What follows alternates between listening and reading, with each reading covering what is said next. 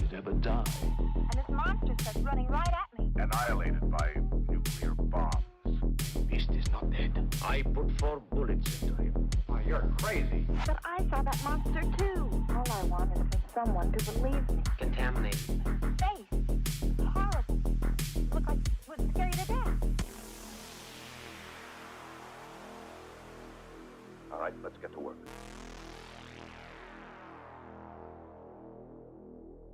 Feel the shadows.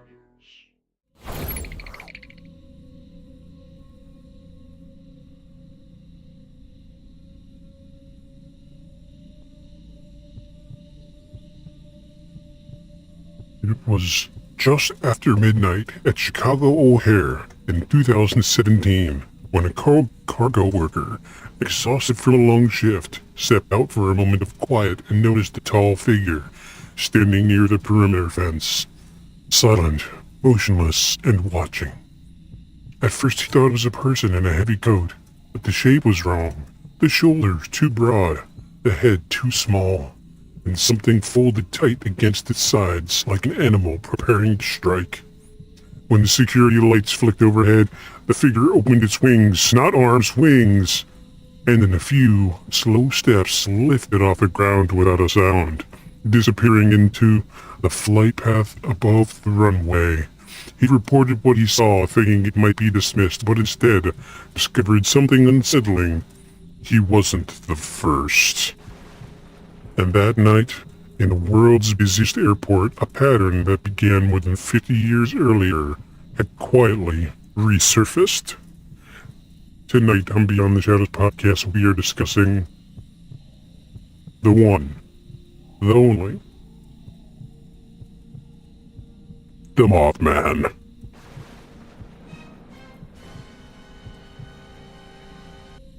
Yes, you heard me correctly. The Mothman, the one, the only, the singular, the Mothman of all Mothmen, the Mothman among moth mice. You know what we're talking about, the Mothman. I know what you're thinking. How many times have I said we're not going to cover this? Let's be honest. I'm just going to say it out loud the way it is. I've got an appointment tomorrow and I can't break it, so I'm not going to be able to be live in our normal Sunday. So, we're here on a Saturday. Welcome in, everybody. Welcome in to Beyond the Shadows podcast.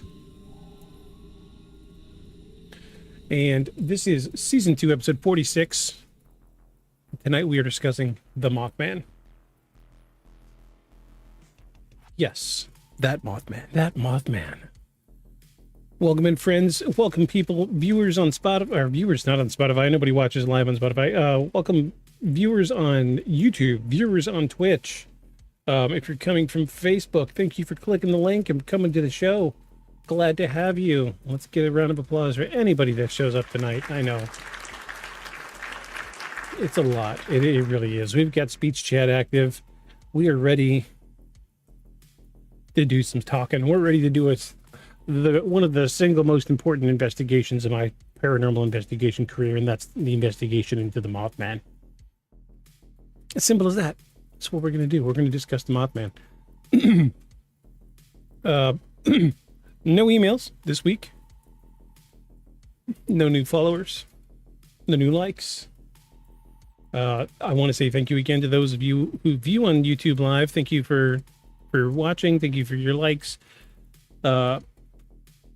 Thank you, everybody that's contributed in one way or another to the show. I appreciate it. We have zero budget for advertising, so everybody that gives the show a like or helps with the algorithm and, really helps the show out. The point is exposure, and the point is to do this for a living, and the point is to do it for free for everybody. So if you're watching on Twitch, you don't have to subscribe. This is a free show. Promise you, this is a free show. Anyway, let's dive off head first into it. Before we get too far into the investigation, we do have this week's news in paranormal. Excuse me. Why do I always get phlegmy right when I'm starting? Jeez, it's like the podcasting gods have it out for me. try to hold me back. They don't want me to do good. That's all it is. Before we start with this week's news of paranormal, I will say we do have a lockdown version of season 3. This is our upcoming season. Season 3, we get a new song. We get a new opening video. And we'll see what else happens. You know, no promises, but hey, make sure you're here for the first week of January, maybe the second week. We'll see what happens. Make sure you're here at the beginning of January and you can see the new opener, the new song, everything new. Season 3. Get ready. It's coming. It is coming. That being said, let's move forward, folks. We have this week's news in paranormal.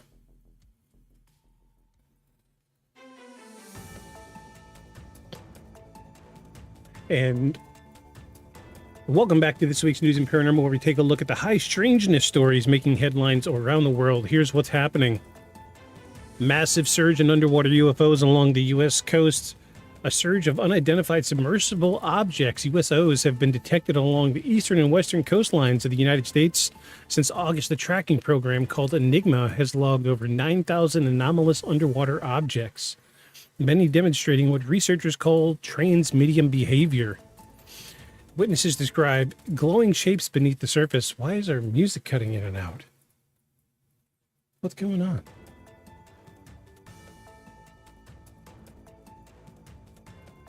Oh, cool. The tablet's doing its own thing now.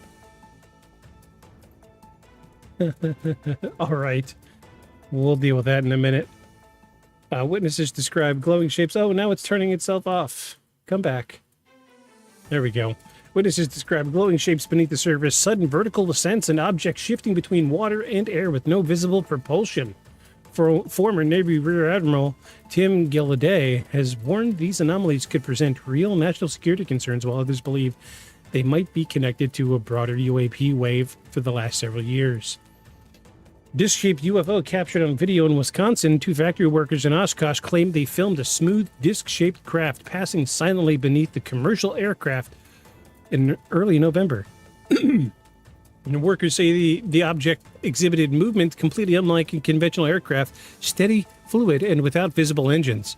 The video has sparked debate online between skeptics, drone theorists, and ufologists who argue the object displayed classic characteristics of mid-century saucer reports. Excuse me. Hudson Valley witnesses stunned by spinning lights in the sky. A strange spiraling object lit up the night sky over Hudson Valley on November 4.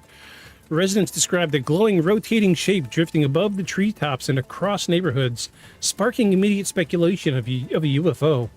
Hours later, the object was identified as the plume from Europe's Ariane 6 rocket launch. But the public reaction, fear, confusion, and hundreds of calls to local stations shows how ready the region is to interpret unexplained light as something otherworldly. Shifting gears, a new study finds nearly half of Canadians believe in the paranormal. A national survey reveals that almost 50% of Canadians believe in at least one paranormal phenomena, ranging from ghost cryptids to psychic experiences and UFO encounters. About a quarter of respondents say that they've experienced something personally. Researchers note that belief has remained surprisingly stable, even rising slightly in the past decade. It's one of the strongest indicators yet that interest in the unexplained isn't fading but growing. Excuse me. Academic review of UAP suggests a global long-term pattern. A newly published paper titled The New Science of Unidentified Aerospace Undersea Phenomena categorizes a century of credible UAP and USO sightings across the globe. The reports argue that these incidents are consistent, multi-layered, and deserving of substantiated scientific investigation. The authors highlight similarities between Cold War era sightings, modern military encounters, and today's underwater anomalies, suggesting a phenomena that may be more persistent and global than previously accepted. And that is your look at the strange, the unexplained, and the hard to ignore. Whether it's objects rising from the ocean floor or the public's growing acceptance of the unknown, one thing's for sure, the world is getting stranger day by day. Excuse me, I am Flemmy. I am sorry. I'm doing my best here. that is our week's news and paranormal. I thank you all. I thank you all. So while researching this week's news and paranormal, I did have somebody contact me. They reached out and they asked one question to me. One small, simple question. Do you know what this question is? I know what this question is. Do you know what the question is? Furthermore, are you ready for the question? Are you ready? I'm ready. I was born ready. Born ready. That simple question, my friends. What shirt are you wearing today? Come on. Go. Soundboard's acting up all over the place today. Come on. Come on, little buddy. Wow, this thing's just having issues left and right. Hold, please.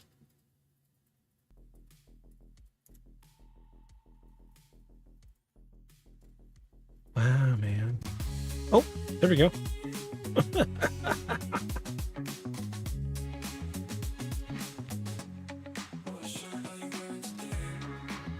There we go. You got it that time. You got it that time. I'm going to... I think I might need to just restart this soundboard. It's giving me all sorts of issues today. Let's just restart that. Get it out of the way. And this week, as I'm sure you all are wondering what shirt I'm wearing today, I'm wearing my Mothman shirt. In honor of this week's episode. Check it out. The Mothman.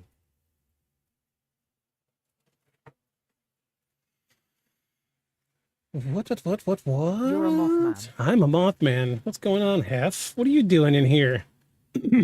Don't you have far grander schemes than to be slumming it with little old me? Any hoots, thank you. I'm glad you're here. How you doing, buddy? You are About on. to get groceries for me and Mom's. Right on. I'm making a trip to Philadelphia tomorrow. Philadelphia? Yeah, Philadelphia. I'm going for training for my job. Excuse me. Yeah, it's gonna be wonderful. 5-hour something drive. Getting close to the cold, snowy region from what I see on the weather lately. Wow, big man now. Yeah, get that. Finally an adult. Finally. This is where I'd use the soundboard, but I'm rebooting. I don't know why my soundboards give me so many issues today. It's about time to upgrade this piece of hardware. It's just not cutting the mustard anymore.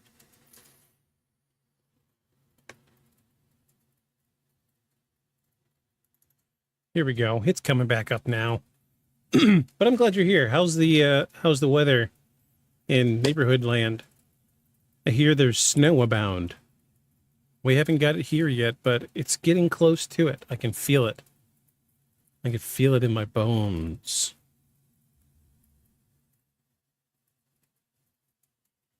Yes, load. Lemmy, look outside. I just woke up. Oh, geez, just woke up. I keep forgetting you're a night stalker. You're a night crawler. You kind of live in the nighttime, don't you? Geez, I've been up for 13 hours now. Nah, there's a lot of gross picking through. Nah. Grass. That's right. All right, and soundboard. There it is. I don't know why it's giving me so much trouble lately. It's time to upgrade. It's an old piece of hardware. Anyway, welcome in, friend. I'm glad you're here. So, what's about this Mothman? We're about to learn all about the Mothman. And more interestingly, there's been some recent sightings of Mothman. Good friend. As a matter of fact, at the very beginning of the show, our little opening monologue was a sighting from 2017. Very recent in terms of paranormal happenings. I I did not know that there were recent sightings of Mothman. I did not know. I had no clue. I assumed that everything we knew about Mothman we already know, right? Like, when you think about Mothman, you think about the book, the movie, the things, you know, the information brought forward in the books and the movies, right? That's where most people's train of thought goes to, is the movie, the book, something like that, along those lines. I did not know that there were recent events. There were recent happenings. So, So he'd be aboard 150 years old by now. yeah, somewhere around that. It's he's a cryptid, so they are cryptid, excuse me. I don't know their pronouns. So I'm assuming, well, no.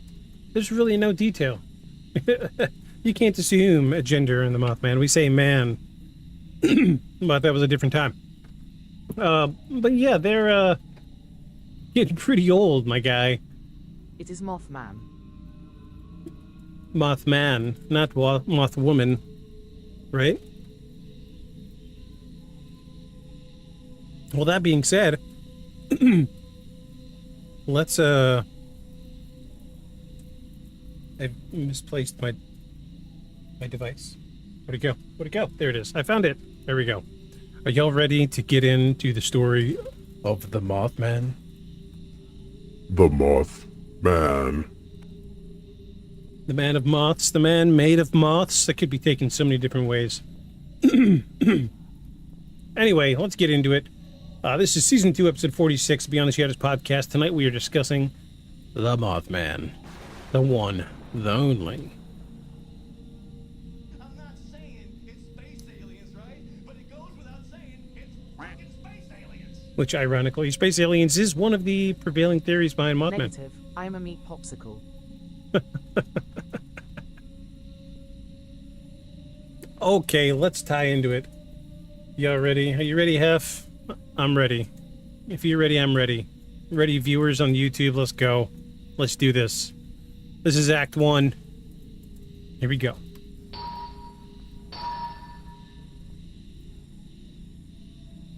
So when people talk about the Mothman, they usually start in Point Pleasant, West Virginia in November of 1966. They start with the red eyes in the TNT area, the Scarberry, and the Millette sighting, and the panic that followed. But the truth is, the story doesn't begin there. By the time people in West Virginia saw a large flying man with wings, something was already unfolding across the United States. Something broader, stranger, and hard to categorize. Reports of unusual visitors, unexplained phone calls, aerial anomalies, and strange figures have been happening for months, sometimes years before the Mothman made newspapers. Here in Act 1, we lay out the groundwork, the buildup of activity that made the Point Pleasant incident feel less like a starting point and more like the moment the pattern became impossible to ignore. The earliest threads of this pattern come from individuals who had no connection to one another. These weren't people from the same towns or the same backgrounds. They didn't know each other, and most of them never went public with their experiences. They didn't use words like cryptid or ultraterrestrial. They described what they saw and what they felt. And when you line up these accounts, the stories become larger than the winged creature in the West Virginia. One of the earliest cases tied to the Mothman phenomena, at least in hindsight, is the story of Woodrow it's always a name. Is the story of Woodrow Derenberger in November of 1966, just weeks before the TNT sighting. Derenberger was driving home from Parkersburg, West Virginia, when a vehicle pulled in front of him and forced him to stop. He initially thought it was a wreck or someone needing help. Instead, he watched as a figure stepped out of what he later described as a craft. Though at the time he didn't have the vocabulary for it, the man introduced himself telepathically as Indrid Cold. This wasn't a red-eyed creature with wings. This was a smiling man with odd clothing, strange mannerisms, and a voice that seemed to come directly into Derenberger's mind. Cold didn't give threats. He didn't attack. He didn't even appear confused. He simply stood calmly on the road asking questions that sounded harmless on the surface but unsettling in context. He asked about Point Pleasant, He asked about the area. He asked about local living conditions, and Derenberger didn't know what to make of it. And after the encounter, Cold simply walked backward into his craft, backward, and departed. This incident alone would have been strange enough, but it didn't end there. Derenberger claimed Cold visited him again, sometime in person, sometimes by the phone. These calls were often garbled, metallic, difficult to understand, something that later became a recurring theme in the Mothman-related events. Some people dismiss Indrid Cold as a hallucination or a fabrication, but even skeptics acknowledge this. The timing is peculiar. Just days after the Cold encounter, residents of Point Pleasant began seeing a winged figure with human-like proportions. Reports spiked rapidly and the phenomena gained traction. It's not that Cold and the Mothman are the same entity. They clearly aren't, but they seem to belong to the same period of high strangeness activity, a window of time when something was happening across that region of the country, something multifaceted and hard to categorize. Another thread in this larger picture comes from a case reported out of New Jersey in 1966. A man known as Tommy encountered a strange smiling figure while walking near his home. The description shared several traits with Indrid Cold: a fixed grin, the odd posture, the unnatural calm. The entity didn't communicate telepathically or speak at all. It simply observed him, standing perfectly still. When the man went to find help and returned, the figure was gone. This sighting, like the others, didn't gain national attention, but it demonstrated something important. Encounters with strange humanoid figures weren't confined to one town or one witness. And as the 1960s progressed, several small newspapers reported brief, unconnected stories of strange aerial sightings across Ohio, West Virginia, and Pennsylvania. Most were described as lights, not crafts. Witnesses said the object moved too fast or hovered too steadily to be airplanes or helicopters. Again, none of these events alone would stand out, but taken together they form a geographical and chronological cluster leading directly into the Mothman flap. People tend to assume that the Point Pleasant phenomena exploded out of nowhere, but the area had been accumulating strange incidents for years. The TNT Area itself, an abandoned World War II munition site, was a place already filled with rumors. Locals talked about unusual sounds, odd lights in the sky, and the sense of being watched long before the red-eyed creature appeared in 1966. Hunters reported seeing large shadows move across their peripheral vision. Teenagers who use the area as a hangout spot often talk about the uncomfortable silence surrounding the concrete igloos. Residents who lived near the site occasionally mentioned hearing loud flapping noises at night. None of this made the newspapers. It was all dismissed as local lore or private anecdotes. But the most interesting pre-Mothman claims comes from a man who was fishing near the Ohio River in 1965. He told his family he saw a large humanoid figure perched on top of an old structure within the TNT area. He described it as tall, broad shoulders, and completely still. He didn't mention wings, he didn't mention eyes, he simply said something about the shape terrified him, and he refused to go back to that part of the river for years. At the time, no one connected his experience to anything paranormal. Only after the newspaper headlines began appearing in 1966 did his family look back on that night differently. There were signs in the months leading up to the classic Mothman encounters that something was about to break into full public view. One of the most significant indicators was the rise in reports sent to local police departments. These reports weren't all about flying creatures. Many were about unusual noises, lights in the sky, strange phone calls. Officers dismissed most of these calls as pranks or misunderstandings, but the volume increased enough that some departments did take a notice. One sheriff later remarked that the number of odd complaints during the fall of 1966 was much higher than normal. John Keel, and well, of course we all know who John Keel is at this point. John Keel, a journalist and researcher who later became central to the Mothman story, didn't arrive in Point Pleasant until after the sightings began. But when he reviewed the region's history, he noticed patterns that predated the creature itself. He collected accounts from residents who experienced odd phone issues, calls that rang once and stopped, lines filled with buzzing or static, or voices that sounded mechanical or distorted. Some residences even reported being warned to stop discussing the sightings by anonymous callers. These events were dismissed by phone companies as technical glitches, but Keel believed they were part of a larger high strangeness framework. Keel also encountered numerous witnesses who saw figures or entities not resembling the winged creature. Some described pale-skinned men in dark clothing driving unfamiliar cars. Others spoke of strange visits from individuals claiming to be government agents, but who lacked proper identification and didn't seem familiar with basic procedures. These stories are now commonly associated with the Men in Black phenomena. Like Indrid Cold encounters, these incidences tend to revolve around witnesses who report UFOs or strange lights. The Men in Black didn't threaten violence, instead they asked questions that felt invasive or irrelevant, and seemed oddly uninformed about the area they were supposedly investigating. The buildup of odd events helped establish a critical point that Mothman didn't appear in isolation. He appeared out of an environment already charged with this strange activity. The winged creature is the most iconic element, but it represents just one manifestation of something much larger. High strangeness researchers often point out that these events share common threads: distorted communication, unusual humanoid figures, unexplained aerial phenomena, and a sense of observation or surveillance. These threads were present before Point Pleasant became famous.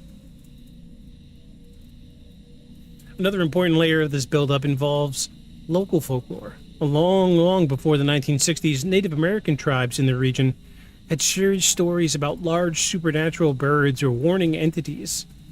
Some versions describe a bird-like creature associated with disaster or change. It's important to be cautious not to merge modern events too casually with cultural traditions, but the similarities are notable. Residents of the Ohio Valley often report they grew up hearing stories about strange creatures or omens in the wilderness. When the Mothman appeared, some people felt it fit in a regional heritage of unexplained sightings. And by the 1960s, West Virginia had experienced an industrial decline, economic hardship, and significant changes in local infrastructure. Some researchers argue that the periods of social upheaval often coincide with waves of unexplained activity, but this doesn't mean that anxiety causes sightings, but it does suggest that large events sometimes attract or correlate with strange phenomena. Whether these phenomena react to human environments or whether they simply become more noticeable during turbulent times is still debated today. And as the fall of 1966 approached, the number of unusual events increased. Witnesses in Ohio reported seeing large birds with wingspans too big to belong to any known species. Some people saw lights streak across the sky at possible speeds. A school teacher in Pennsylvania described a dark figure flying overhead during dusk, though she originally thought it was an unusually large owl. A farmer in Kentucky heard what he described as a metallic screech coming from the woods near his property, something he'd never heard before. This is Kentucky, though, a little further south. These sightings weren't outrageous enough to attract major attention. They were just odd enough to stick in the minds of the individuals who experienced them. But they were fragments of a larger puzzle. And when the first major Mothman sighting happened in November of 1966, those fragments suddenly made more sense.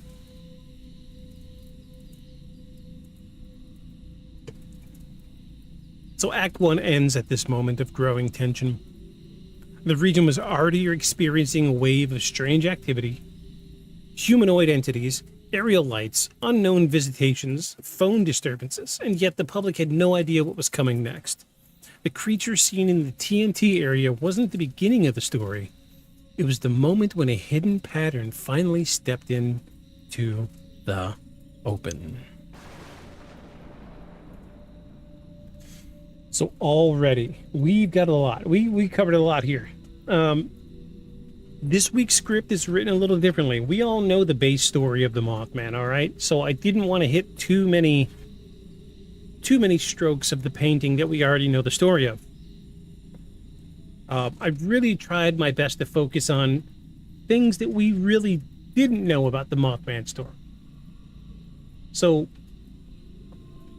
I'm sure, like you listening, I thought for sure the Mothman incident started when the TNT area. I thought that was it. That was when, this was the breaking point, the moment where everything happened. This is where it all started. But no, this dates back hundreds of years. This goes back to Native American times in the region. We're not dealing with just the Mothman. We're dealing with high strangeness flaps. So we've all heard of UFO flaps, right? That is where you have an area, sometimes weeks, months, years. It depends on the area. It depends on the amount of time. Depends on the frequency. There's a bunch of different factors come into play. But a flap usually happens over a period of time, and there's a concentration of some type of paranormal activity. Usually we hear the word flap used in tandem with UFOs. So around the time of, say, the crash in Roswell, New Mexico, this was part of a UFO flap. If you take like 2 years before, 2 years after the crash in Roswell, and you plot every single report of a UFO on a map, there's a very, very concentrated cluster of UFO reports in that region. This is what we would call a flap. 99% of the time, we're dealing with a UFO flap. Lots and lots of reports of UFOs.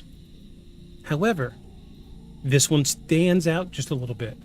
We're dealing with high strangeness. And I use the word high strangeness because we're dealing with more than just one type of reported incident. We're dealing with men in black. We're dealing with lights at night, sounds coming from nowhere that they've never heard before. We're seeing figures, we don't know what they are, in the sky, perched on things. Then the Mothman thing happens. Indrid Cold? Oh gosh, don't get me started on Indrid Cold. We almost did an episode explicitly on Indrid Cold, and at the last minute I bailed and went on to something else. But, maybe next week we'll do Indrid Cold now that, this kind of ties into it.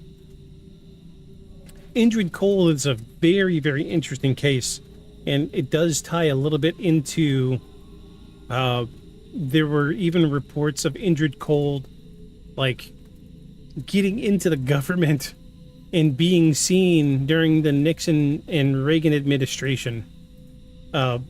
It's really wild. Indrid Cold is just really bizarre. And then which also leads into alien human hybrids infiltrating the U.S. government. And the rabbit hole goes crazy with Indrid Cold.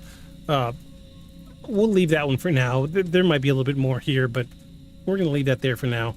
But yeah, we've got a lot to unpack here, and I hope Act 1 was satisfactory for most of y'all, because we didn't really hit too much on Mothman. We talked about everything else but Mothman. But here in Act 2, which is titled The Night Everything Broke Open, we're going to tie off into a deep dive investigation into 1966 reporting of Mothman in the TNT area. But first, I've got to use the bathroom, and I'm sorry. I'm sorry. Don't go anywhere. Please don't go anywhere, folks. I see we actually have some people watching. Don't go anywhere. I do have to use the restroom. I'm a human, and I drink liquids, and bathroom is part of that. So don't go anywhere. I will be right back. Hold, please. Your call is important to us. Massachusetts officially has no native cougar population. I don't know. Cougars. One police report from 1993 filed by Officer Ronald Pine described a large feline shadowing the patrol car at roughly 25 miles per hour before vanishing into the brush. Wildlife officials... Oh, yeah, we had reports of large cats in the 90s in Australia too. Yeah, it seems strange, right? Like... The only thing that would make the big cats move around is environmental changes. But it seems like during the 90s, they were everywhere. Absolutely everywhere. Like, you couldn't put enough pins in the map. They were everywhere. Wildlife officials dismissed these as escaped exotic pets or misidentified bobcats, but no carcasses or tracks were ever confirmed. You know, I really wanted to see one. Yeah, me too. Because there were reports in my area where I lived back in Arkansas about big cats. Like, I've seen pictures of it. Black ones. They're always black, right? Like panthers. But, you know, as much as I spent out in the middle of nowhere, I never saw one, and I hated the fact that I never got to see one. Didn't expect that. I really didn't. Awesome. Cool. We're losing people, but that's fine. We're going to move on forward, folks. So now you've heard the foundation of what the Bridgewater Triangle is.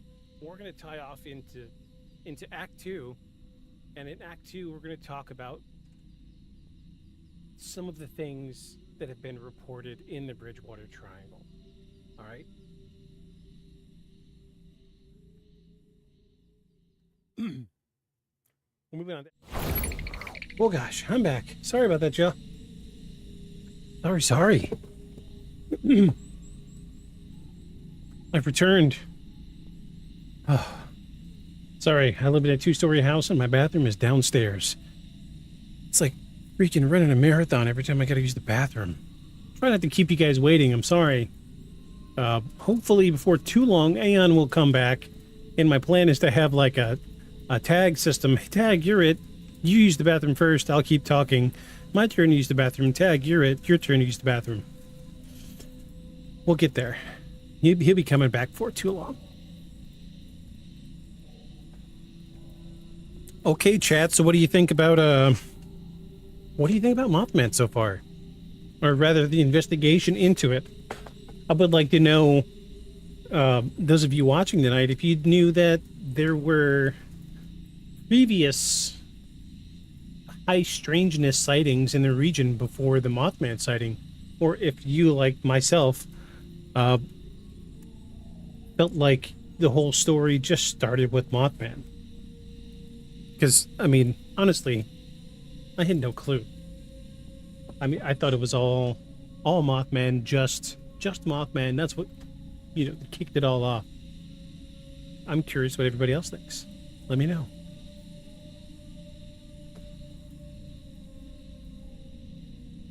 Well, all right, let's drive off into Act 2. The night everything broke open.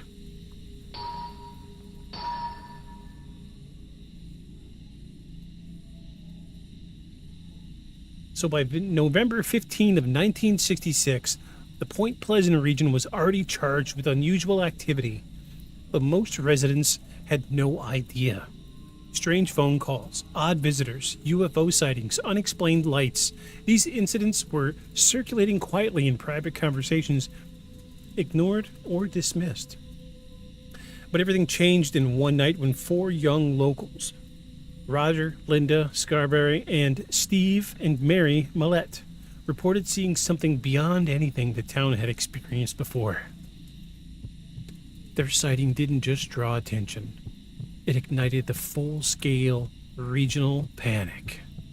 The 4 of them were driving through the old TNT area, formerly used by the military during World War II, when they saw a figure near one of the concrete igloos. They initially thought it was a person. The shape was humanoid and standing upright. But as they got closer, the details became clearer. The figure stood over 6 feet tall. Its broad chest, its stance unnatural. The most memorable feature were the eyes. 2 large, red, circular eyes that reflected their headlights. The creature unfurled a massive set of wings that didn't look like a bird or a bat's, but something in between. And as they sped away, the creature lifted off the ground and followed them. According to their statements to police, it kept pace with their car, even when they reached speeds of 90 to 100 miles per hour. It didn't flap its wings much. It seemed to glide, maintaining a fixed distance from the vehicle. The witnesses later said the creature let out a sound, like a squeak or a metallic screech, though none of them could agree exactly on the noise. When they reached town, they went to the police station. None of them were excited or exaggerating. Officers who interacted with them said they looked genuinely frightened. Their stories were consistent and clear. They saw a large winged figure with glowing red eyes followed their car in the darkness. Deputy Millard Halstead, who had known the Scarberries personally, which was one of the people in the vehicle, said he believed they were telling the truth. He stated publicly that they weren't the type to fabricate something like this. The police conducted an initial search of the TNT area that night but found nothing unusual. Still, Halstead made a point that became important later. It was difficult to navigate the area in the dark. Even if something was there, it could have easily avoided detection. The next day, headlines hit the local papers. The creature was dubbed Mothman, a name inspired by the Batman villain Man-Bat. I didn't know that. I really didn't know that. Man-Bat? Really? That was a Batman villain? Let me...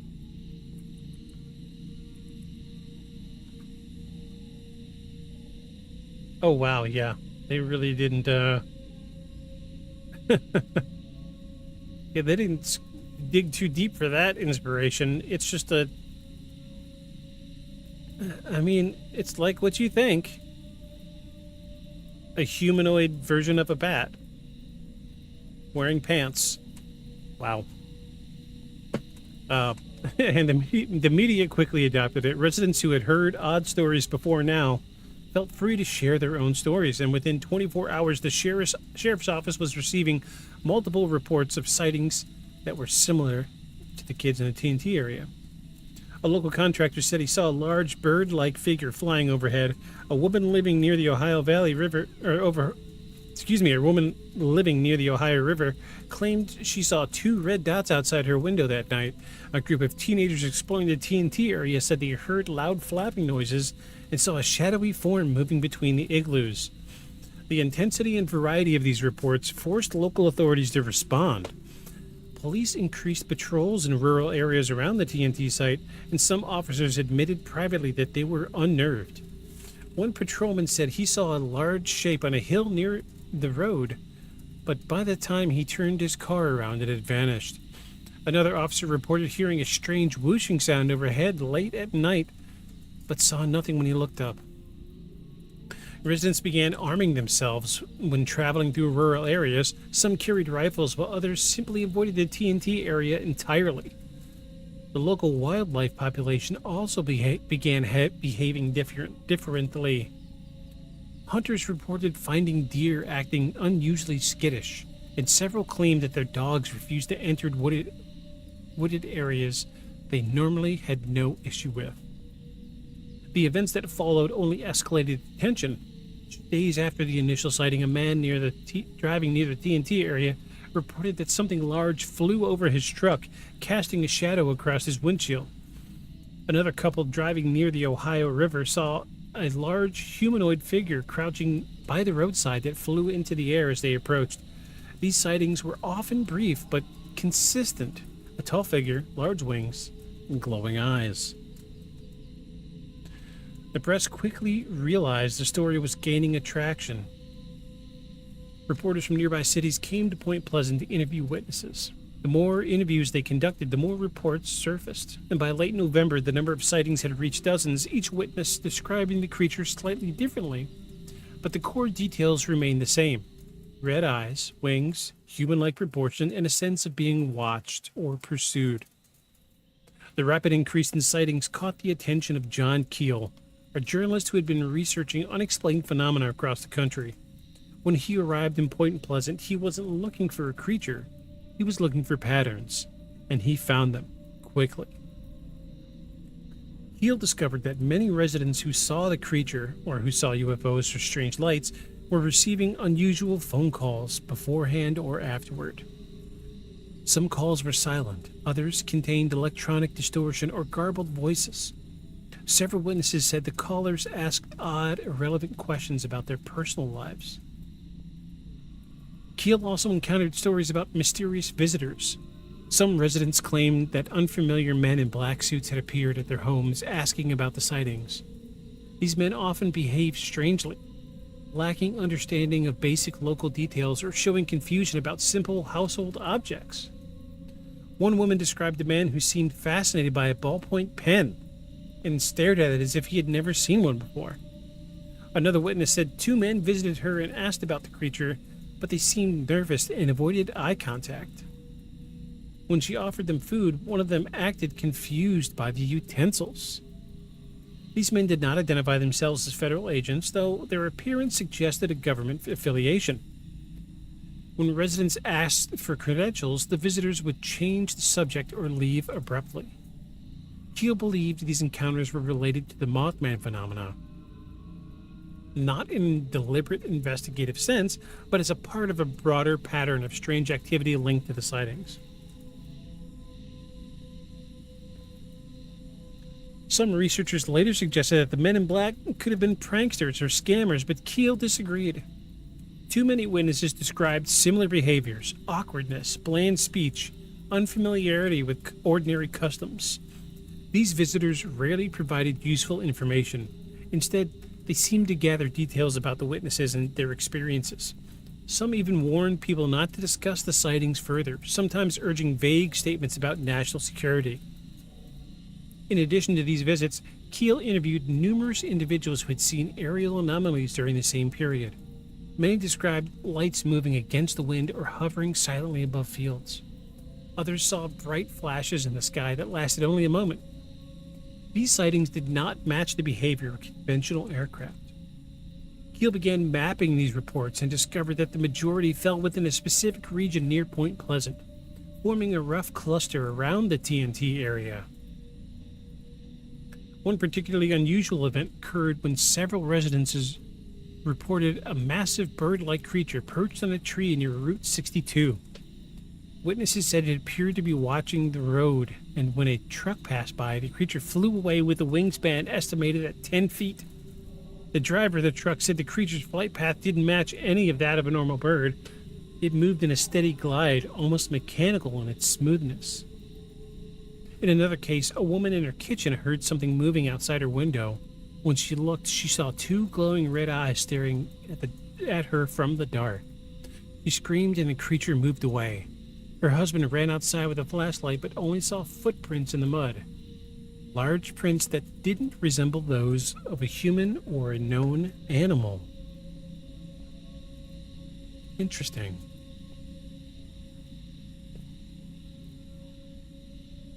The fear in Point Pleasant grew rapidly. People who had never believed in the paranormal found themselves discussing the creature at grocery stores, gas stations, church gatherings. Local radio stations received phone calls from frightened listeners describing their own sightings or shared rumors. Some residents joked nervously about the bird, but many spoke with genuine concern. The TNT area became a focal point for thrill seekers, reporters, and curious locals who hoped to catch a glimpse of the creature. Sheriff George Johnson, frustrated by the crowds gathering at night, began warning people to stay away for their own safety. And while the town struggled to process the phenomena, John Keel continued his investigation. He interviewed individuals who claimed the sightings were signs of an impending event. Some said they felt a sense of dread before seeing the creature. Others reported dreams or disasters or destruction. Keel documented his experiences but tried not to draw conclusions prematurely. His approach was to gather as much information as possible and look for patterns.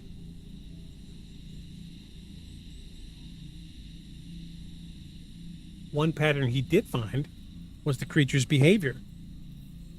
While some sightings described the Mothman chasing vehicles, others showed it avoiding direct confrontation. The creature often appeared briefly before flying away. It didn't attack or harm anyone. Instead, it seemed to be observing or reacting to the environment. Keel believed its movement suggested intelligence, though he couldn't determine its intentions. So put a pin in that, and we will come back to that.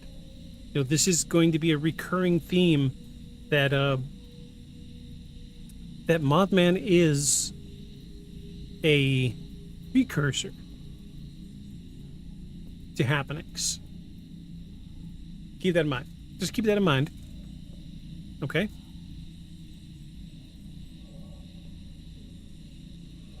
Another aspect of the case that Keel found compelling was the connection between sightings and phone disturbances. Several witnesses said their phones stopped working after reporting the creature. Others received strange calls late at night. Some heard high-pitched tones or mechanical buzzing. Phone company technicians inspected several lines and found no obvious issues. The disturbances seemed to come and go without explanation. Keel also encountered individuals who had experienced strange dreams or visions after encountering the creature. Some described prophetic dreams involving disasters or accidents. One woman said she felt that she was dreaming of a collapsing structure, though she didn't know what it represented. Another person dreamed of a bridge falling into water, though they had no direct connection to the local infrastructure. Keel recorded these accounts carefully, noting the potential significance but avoided speculation. And the more Keel documented, the more he became convinced that the Mothman was only part of a wider phenomena. The sightings of the creature overlapped with UFO activity, men in black encounters, and phone disruptions. These events shared common elements: sudden appearance, brief duration, and a sense of observation and monitoring. We're seeing a trend here. We're seeing an absolute trend. All right? Are you taking notes? Because I am.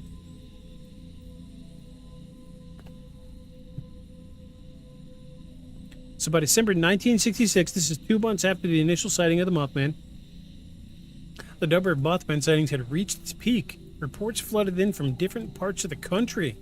Some described the creature flying low over cars. Others saw it perched on buildings or standing in fields. A few people reported hearing a loud flapping noise as the creature took off, while others heard nothing at all.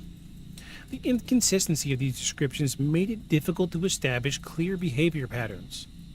But the overall picture remained intact. Something large, winged, and humanoid was appearing frequently in the region. But not all residents believed the sightings. Skeptics argued that the creature was simply a large bird, perhaps a sandhill crane or an owl.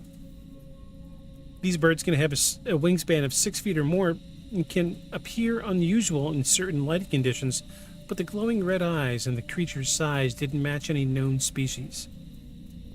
The sandhill crane theory was particularly criticized as its natural habitat was far from Point Pleasant, and its eye color doesn't produce the intense red glow described by witnesses. So I'm going to make a pause here. And this is something I like doing. We're going to make a little sidebar. We're going to do a tangent. You know, ready to go on a tangent? Let's find a video of a sandhill crane.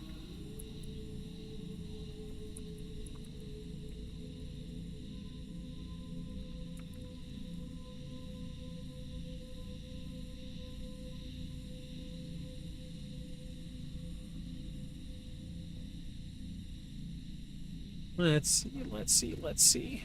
Let's find something worth showing you. I have a feeling that people are just saying, oh, it's a sandhill crane, even though they don't have much to go off of. You know what I mean? It's like...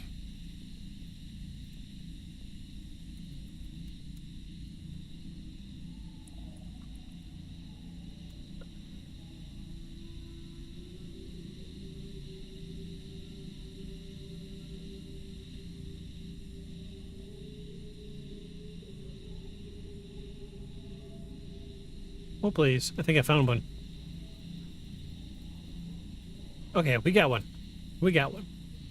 Check this out. Alright, so this is YouTube. This is, this guy's name's Casey. Sample. Letter K, letter C. Thank you, Casey, for letting us watch your video. These are sandhill cranes. These are what people are saying were sighted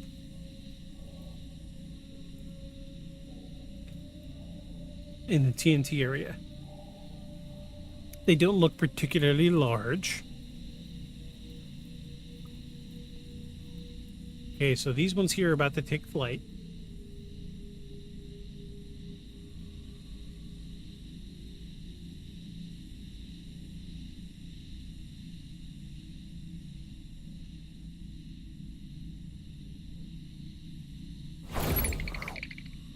Can you confuse that with a humanoid shape taking flight? I don't think I could. I really don't. I mean, they're big, don't get me wrong. They probably stood 4 foot something tall, so 6-8 foot wingspan, easy, but I don't think those were sandhill cranes that people were seeing. And again, if you're watching on YouTube Live, we are actually live. I'm a human, I would talk back. You're welcome to type into chat. We have speech chat enabled. You're welcome to ask questions or just let us know comments, whatever you want to say. You are welcome to stimulate the conversation.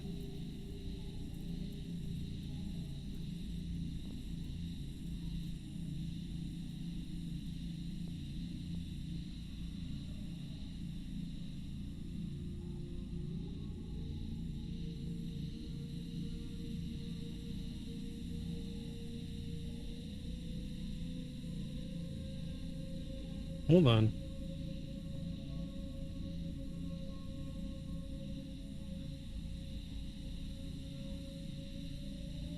Excuse me just a second, folks. I need to, I gotta pull up one of my cameras.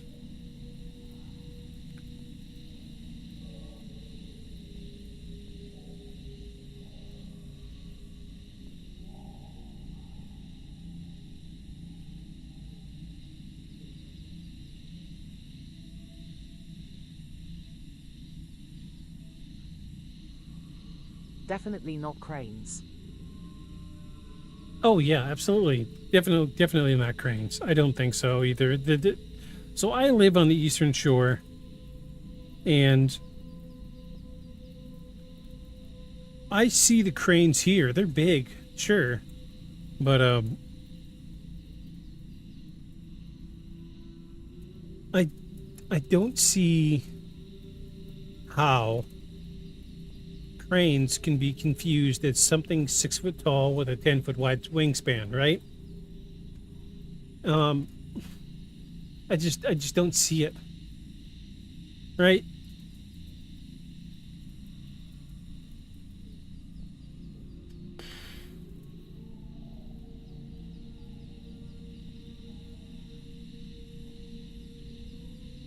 It's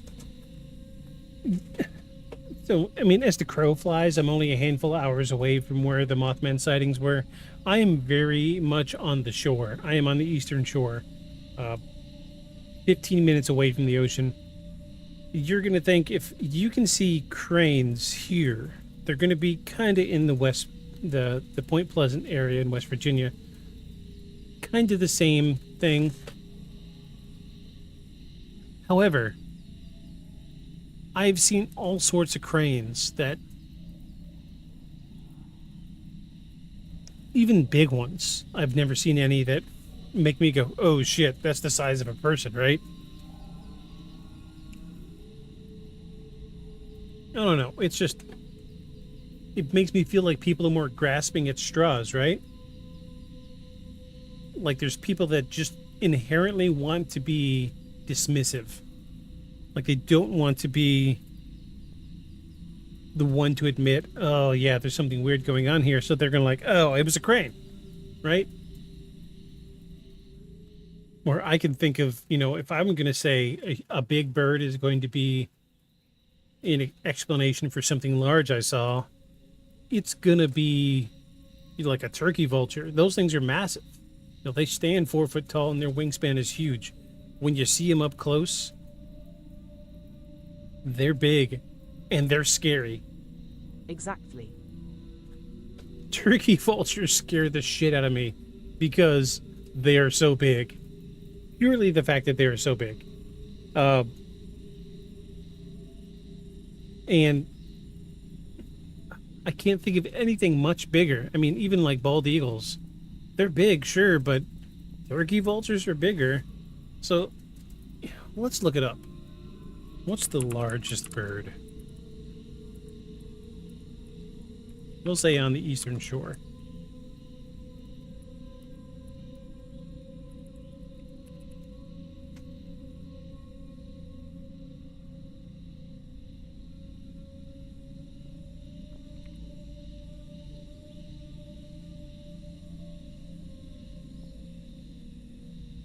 Gray blue heron. So I see these all the time.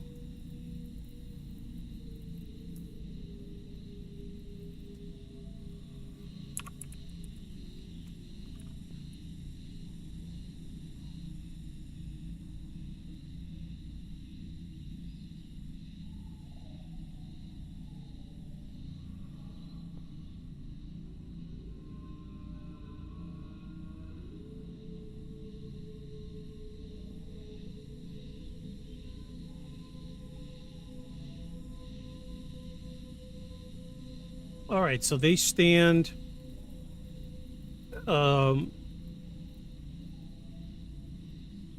97 centimeters tall. So somewhere between 97 and 137. So hey Google, convert 137 centimeters to feet. 137 centimeters is 4 feet 5.93. 4.5 feet tall. So it is a huge bird. It's 4.5 feet tall. So it would stand about as tall as me sitting here. But its wingspan in comparison is much smaller. It only has like a 60-something centimeter wingspan. So I don't think even the largest bird here in the Eastern Shore is going to qualify as something that would be considered a 10-foot wingspan. Hey Google, what's the wingspan of a turkey vulture? A turkey vulture typically has a wingspan of 65 to 70 inches. Some can be nearly 6 feet. Somewhere around 6 foot. That's huge. That's a huge wingspan. That's as wide as I can open my arms. That's massive. Turkey vulture for sure, but not a blue heron. There's no mass. Look at these things. These little guys they're itty bitty, they're small. Like they're tall because they got a big long neck, but they're not like girthy. They're not like massive. Not like a turkey vulture. Jesus, no. I'm sidetracking too much. Sorry, let's get back on track, folks. Yeah, I'm not seeing I'm really not seeing the correlation between a bird sighting and Mothman. Not at all. And thank you for your comment, James. I appreciate that. So as the year turned into 1967, the sightings didn't stop, but the shift began to occur. The creature's appearance became less frequent in the nature of reports. You're a bird sighting. I am a bird sighting. I'm a bird, all right. Who are you calling a cootie queen, you lint liquor? The nature of the reports changed as well, but some residents started reporting more strange phone calls. Anonymous visitors appeared at more homes, asking questions about recent events. The UFO sightings also increased, and several witnesses reported bright objects hovering in the river near the TNT area. So as Act 2 closes with the community on the edge, a town overwhelmed by unexplained encounters, and a researcher gathering information that hinted at something deeper, the creature itself was only the most visible part of a much larger puzzle. And as 1967 progressed, a phenomena continued to evolve, setting the stage for the most dramatic and tragic chapter in the Mothman story, which I think you know where we're heading. If you know anything about this story, you know where it's going. So that's the end of Act 2, everybody. We're dragging a little bit behind, but that's okay. We'll try to rip through Act 3, maybe Act 4 pretty quick.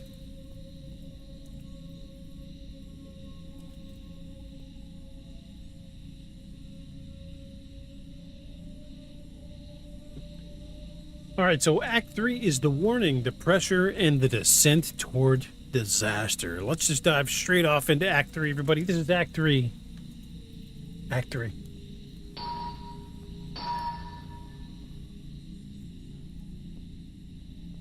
By early 1967, the residents of Point Pleasant had settled into an uneasy rhythm of fear. People still talked about the creature, but the intensity of the panic had shifted. Instead of constant sightings, the town was now dealing with something more subtle, and in many ways more unsettling. And John Keel, who had arrived expecting to document a local mystery, found himself in the center of a developing crisis that reached beyond Point Pleasant. He kept a meticulous log of every phone call, every report, every eyewitness account. As the months passed, that log grew thicker, filled with details that seemed unrelated at first, but later formed tight clusters of patterns. Keel began noticing that people who reported seeing the creature were increasingly experiencing other disturbances. Some heard scratching sounds outside their windows at night. Some saw lights hovering over treetops.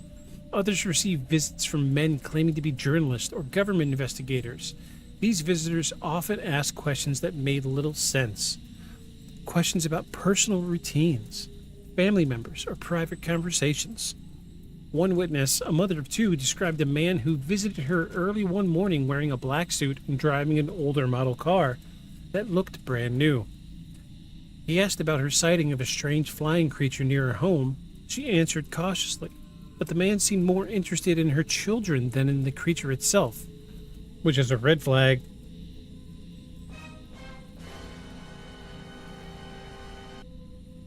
When she asked him who he worked for, he smiled stiffly and said he was a consultant. When her husband returned home, the man left quickly, walking in a straight, rigid line back to his car without turning his head, and the couple never saw him again. Keel documented dozens of cases like this. The men in black were becoming a central feature of the phenomena here. Their behavior suggested they were not familiar with simple human customs. Witnesses repeatedly described them as emotionless, awkward, robotic, or strangely fascinated by ordinary items. One man said a visitor stared at his ice cubes as if he had never seen frozen water before. Another said a visitor asked him to repeat simple words because he seemed to be practicing the pronunciation. Witnesses across the region reported receiving strange calls. One woman said she heard a man's voice saying her name repeatedly, even though she had never given her name out over the phone. Another person received a call in which a mechanical-sounding voice warned them to stay inside on a specific day. The witness didn't take the warning seriously, but they remembered it clearly when they later heard about the car accident that occurred near their home on that exact date. Keel tried to trace the calls through the phone company, but records showed no incoming calls at the times witnesses claimed to have received them. Technicians couldn't explain it either. Some believed the phone lines had been tapped or routed through unlisted numbers. Others dismissed the calls as hoaxes. Keel wasn't convinced. The volume of calls, their timing, and their content suggested something coordinated, though he couldn't determine by whom or what. During this period, the Mothman itself continued to appear, but the sightings were more sporadic. Witnesses saw the creature perched on a rooftop, standing near the road at night, or flying silently across fields. A teenage boy saw it crouched on a branch behind his house. An elderly man said he saw it standing outside his barn early one morning. A fisherman claimed the creature followed his small boat along the riverbank, maintaining a steady pace just inside the trees. What stood out as the consistency of the creature's behavior. It didn't harm anyone. It didn't attack.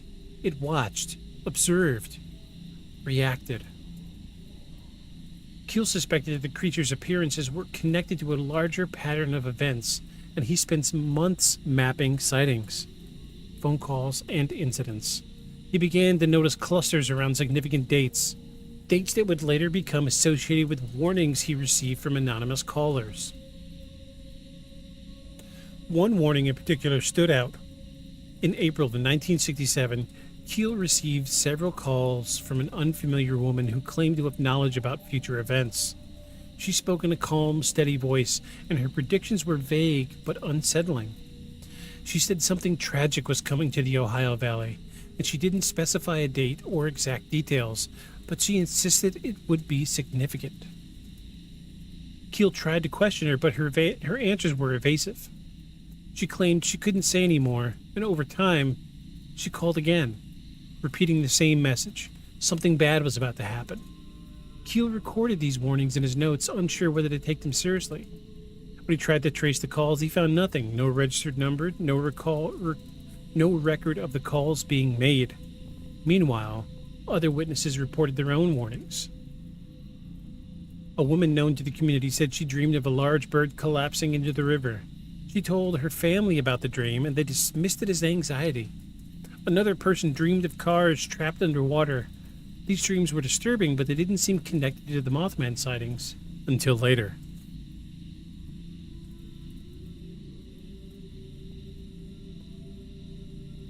During the summer of 1967, the activity intensified. UFO sightings increased.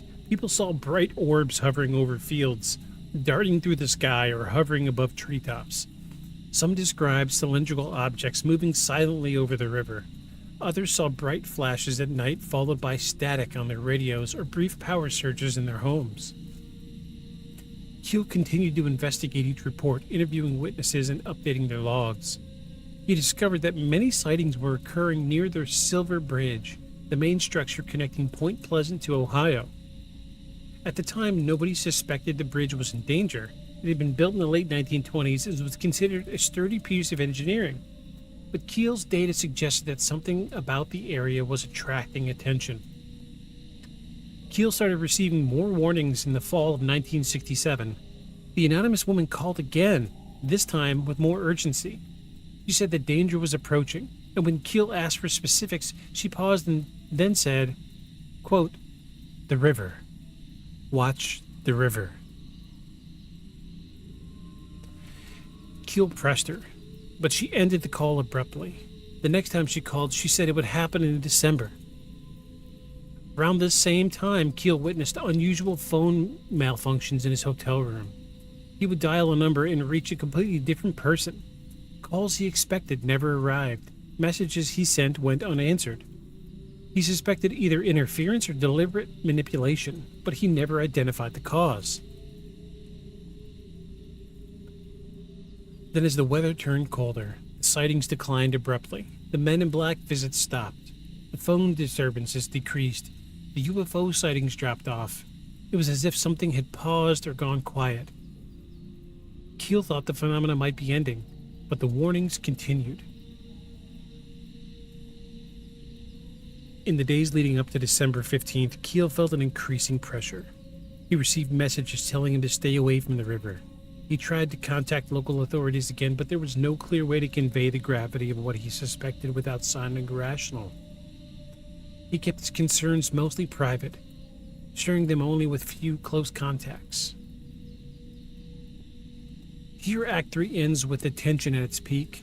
The creature had retreated. The phone calls persisted. The warnings had become concentrated and pointed, and all the activity, every sighting, every call, every strange visitor, was moving toward a single moment, a moment that would change Point Pleasant forever.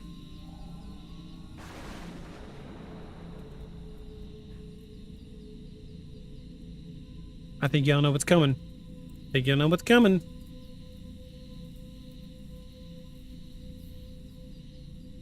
So there's a lot happening here. A lot to take in.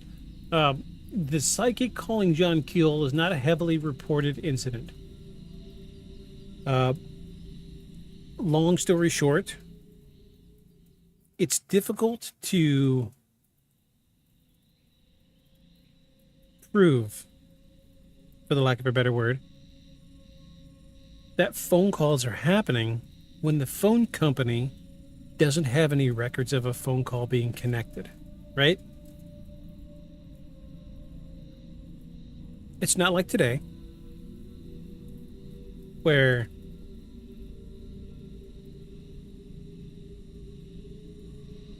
when we think about caller ID, somebody calls, we immediately know who's calling. We immediately know, like, what's going on.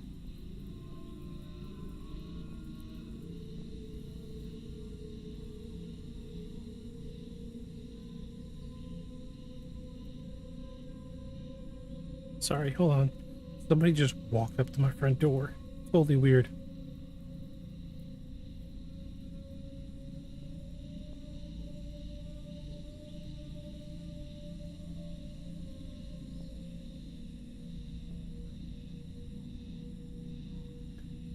Anyway, sorry. Cameras. Gotta look at my cameras every now and again.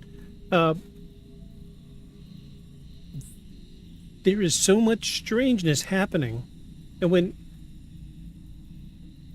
again, I could say I got a phone call from somebody I didn't know, right? And they told me that something was about to happen. Today, I could go and say, oh, well, let's check the phone records, and I can go back and, get a hold of my phone company. Back in the 60s, it was a little harder. I think we were still dealing with actual operators, switchboards, right? And it takes a great deal of time to get records of connected calls. On the flip side of that coin, it's really hard to prove that something paranormal happened to you. If you say, hey, I received strange phone calls, and this person was saying that there's going to be an accident of some kind, right? How do you verify that when there's no record of it? It makes you wonder if pieces of this information are fabricated. So maybe, maybe I'm jumping the gun here. Maybe one person said that they've received a strange phone call, and they reached out to somebody at the phone company and said, hey, can you tell me who this was? And they're like, we have no records of a phone call at this time. Ooh, one person reported a legitimate event that was strange. And everybody else just fed off that same energy, right? You see what I'm saying? It's almost like mass hysteria. Almost. Don't quote me on that yet, all right? We're getting close to the end. We're about to tie into Act 4. The collapse, the silence that followed. Act 4, emotional roller coaster. In Act 5, it's going to be something totally different. The aftermath. All right? Let's get into Act 4.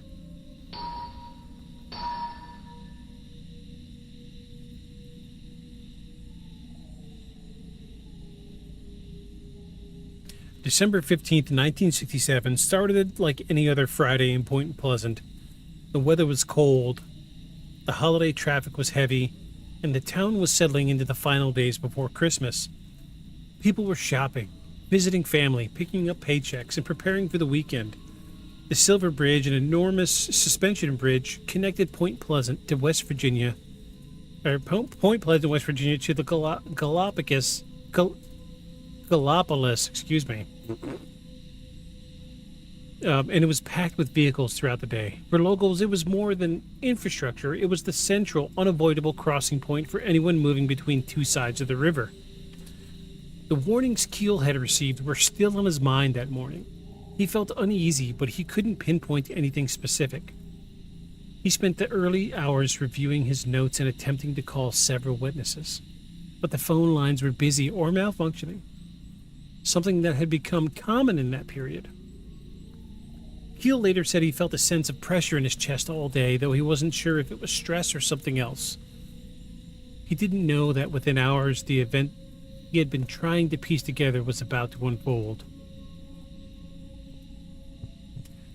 Around 5 p.m., the Silver Bridge was backed up with rush hour traffic. Cars and trucks lined the structure, bumper to bumper, barely moving. Families returning from shopping trips sat idling on the span. Workers heading home after long shifts waited in the congestion. The bridge, built in 1928, was carrying far more weight than it had been designed to handle. The structure used a unique I-bar chain system instead of traditional cables. Engineers at the time considered it efficient, but the design had major weaknesses. If a single I-bar failed, there was no redundancy to distribute the load. On that December afternoon, a critical I-bar, designated 330, gave way. It didn't happen slowly. There was no visible buckling or warning. The failure was instantaneous. The bridge began to twist, and within seconds the entire structure collapsed into the Ohio River. Dozens of vehicles plunged into the dark, cold waters. Others were crushed by falling steel and concrete. The collapse happened so quickly that many drivers never realized what was happening until it was too late. Witnesses described hearing a loud metallic snap sound, followed by screams and the echo of the structure hitting the water. One man standing near the riverbank saw the bridge fall in sections like a folding deck of cards. Another witness said the entire span seemed to drop all at once. A truck driver who survived the fall said it felt like the road simply disappeared beneath him. Rescue efforts began immediately, but the conditions made recovery difficult. The water was freezing, the current was strong, and visibility was low. Boats from both sides of the river rushed to the scene. Some survivors clung to the debris, shouting for help. Others were trapped in their vehicles underwater. Emergency responders pulled as many people as they could from the river, but many sank with their cars before help arrived.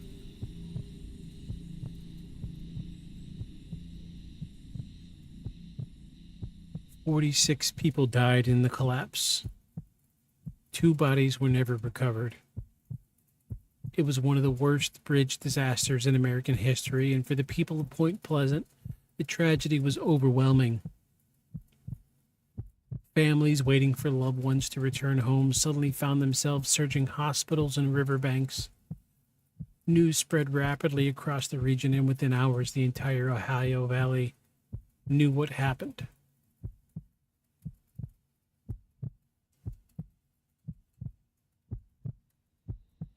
In the chaos, some witnesses mentioned an odd detail. A few reported seeing a large flying creature near the bridge earlier that day. One man claimed he saw something perched near the top of the structure several hours before the collapse. Another woman said she saw a large dark shape pass overhead as she was driving onto the bridge shortly before the failure. None of these sightings were confirmed, and none provided concrete evidence, but to those who had followed the events of the past year, the timing stood out. Keel recorded the details of the collapse meticulously, though he struggled with the emotional weight. He was not an engineer, and he couldn't speak of the specific mechanical cause of the failure. Later investigations would determine that IBAR 330 had suffered from stress corrosion and a small internal crack, but Keel believed the mechanical cause didn't tell the whole story. He viewed the collapse as the final moment in a chain of high strangeness events that had been escalating for over a year. In the days following the disaster, the entire community went silent. The Mothman sightings, which dominated conversations and headlines, abruptly stopped. There were no new reports of red eyes, massive wings, or silent flight. The phone disturbances decreased dramatically. The strange visitors disappeared. Even the UFO sightings dropped off. It was as if the phenomena had reached its end point. Many locals noticed the sudden silence, but people who had been frightened for months realized the atmosphere felt different. The tension that had been building seemed to dissipate. But the price of that shift was severe. The collapse created a wound that the community would carry for generations. As rescue teams searched the river, people gathered nearby, keeping vigil for lost loved ones. Churches opened their doors for grieving families. Local businesses donated food and supplies for rescue workers. Newspapers across the country reported the story, and engineers from multiple states arrived to inspect the remains of that bridge.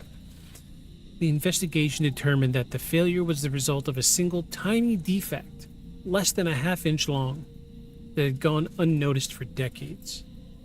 But for many in Point Pleasant, the mechanical explanation didn't erase the context. The collapse occurred at the peak of a year-long wave of strange activity. Many residents believed that the creature had been warning, an omen rather than a cause. They struggled to make sense of the timing. How could the sightings, the dreams, the warnings, and the collapse coincide without being connected. Some witnesses were interviewed after after the disaster. Most didn't change their stories, and a few said they believed the Mothman was trying to warn the town, not harm it. Others felt the creature foreshadowed catastrophe. A small number believed the creature itself caused the bridge to fall, though no physical evidence supported that theory.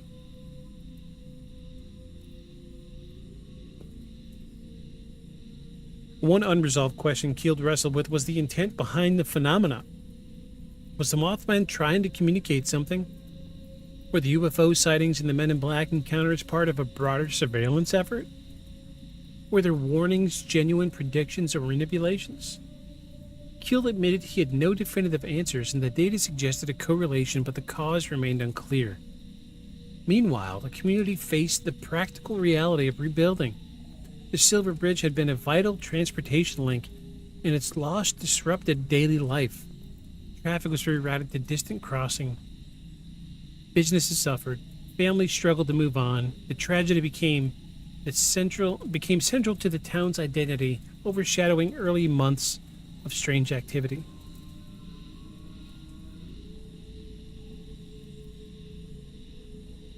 For many, the Mothman story became intertwined with grief. Some saw it as superstition, others treated it with caution. A few refused to discuss it at all. The creature once feared as a threat was now seen as some kind of omen. The town remembered the fear, but the collapse redefined the meaning of everything that became before it. And as investigators finished their work and the debris was cleared, the phenomena faded from the public eye. Major newspapers moved on, reporters stopped visiting, the TNT area became quiet again, and for the first time in over a year, residents felt the absence of fear, but the silence left its own uneasy questions. Here, Act 4 concludes with the town in mourning, a researcher at a loss for answers, and a phenomena that had reached its peak in the most devastating way possible. The Mothman had appeared, been seen by dozens, maybe hundreds, became the center of a regional panic, and then vanished the moment catastrophe hit. What remained were the witnesses, the data, the unanswered questions, and the mystery of why it all stopped.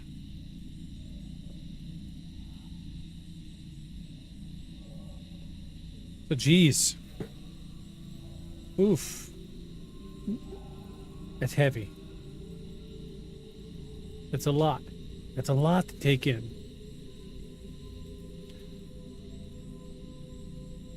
I'm going to hold my personal ideas about what I think happened here.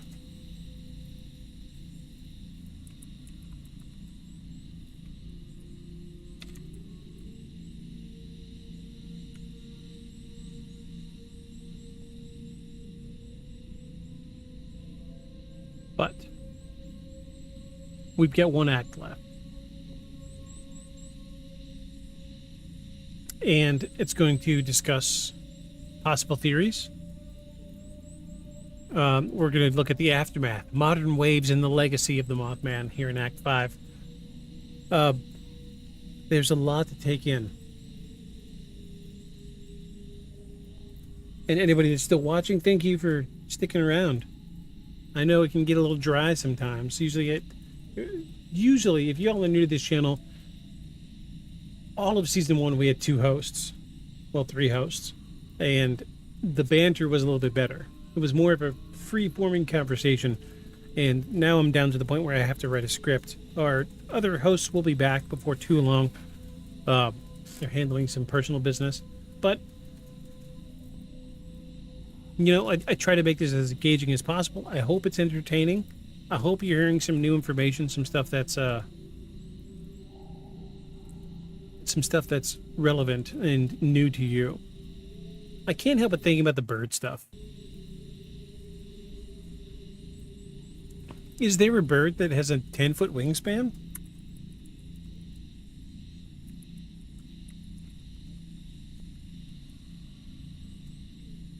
Let's see.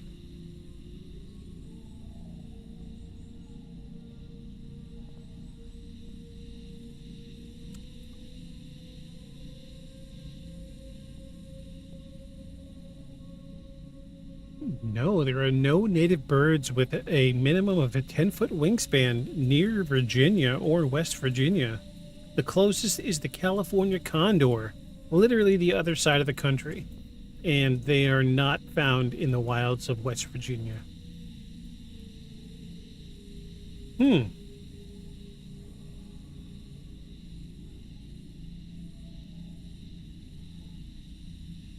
Something to think about. Well, all right, folks, we're going to tie off into Act 5. Aftermath, Modern Waves, and the Legacy of the Mothman. This is Act 5, everybody. Act 5.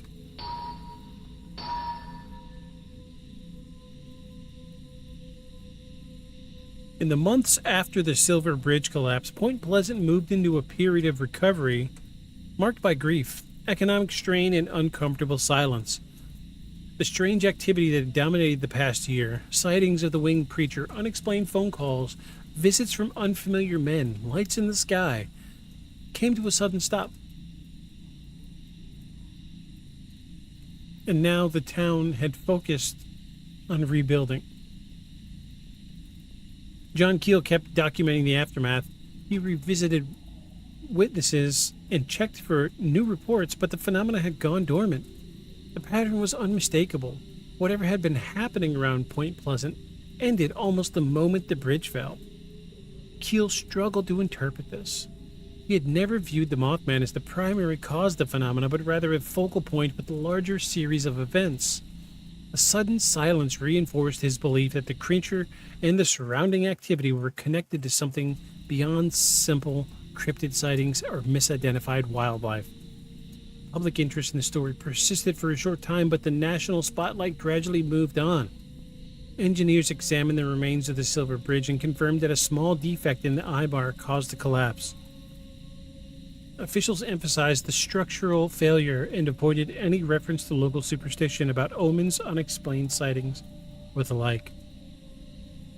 Newspapers outside of West Virginia rarely mentioned the Mothman when covering the disaster, and for many, the creature became a local story overshadowed by a major tragedy. And within Point Pleasant, the interpretation was more complicated. Not everyone believed the creature had anything to do with the collapse, but the timing left an impression. Some residents saw the Mothman as a warning. Others believed the phenomenon was a coincidence.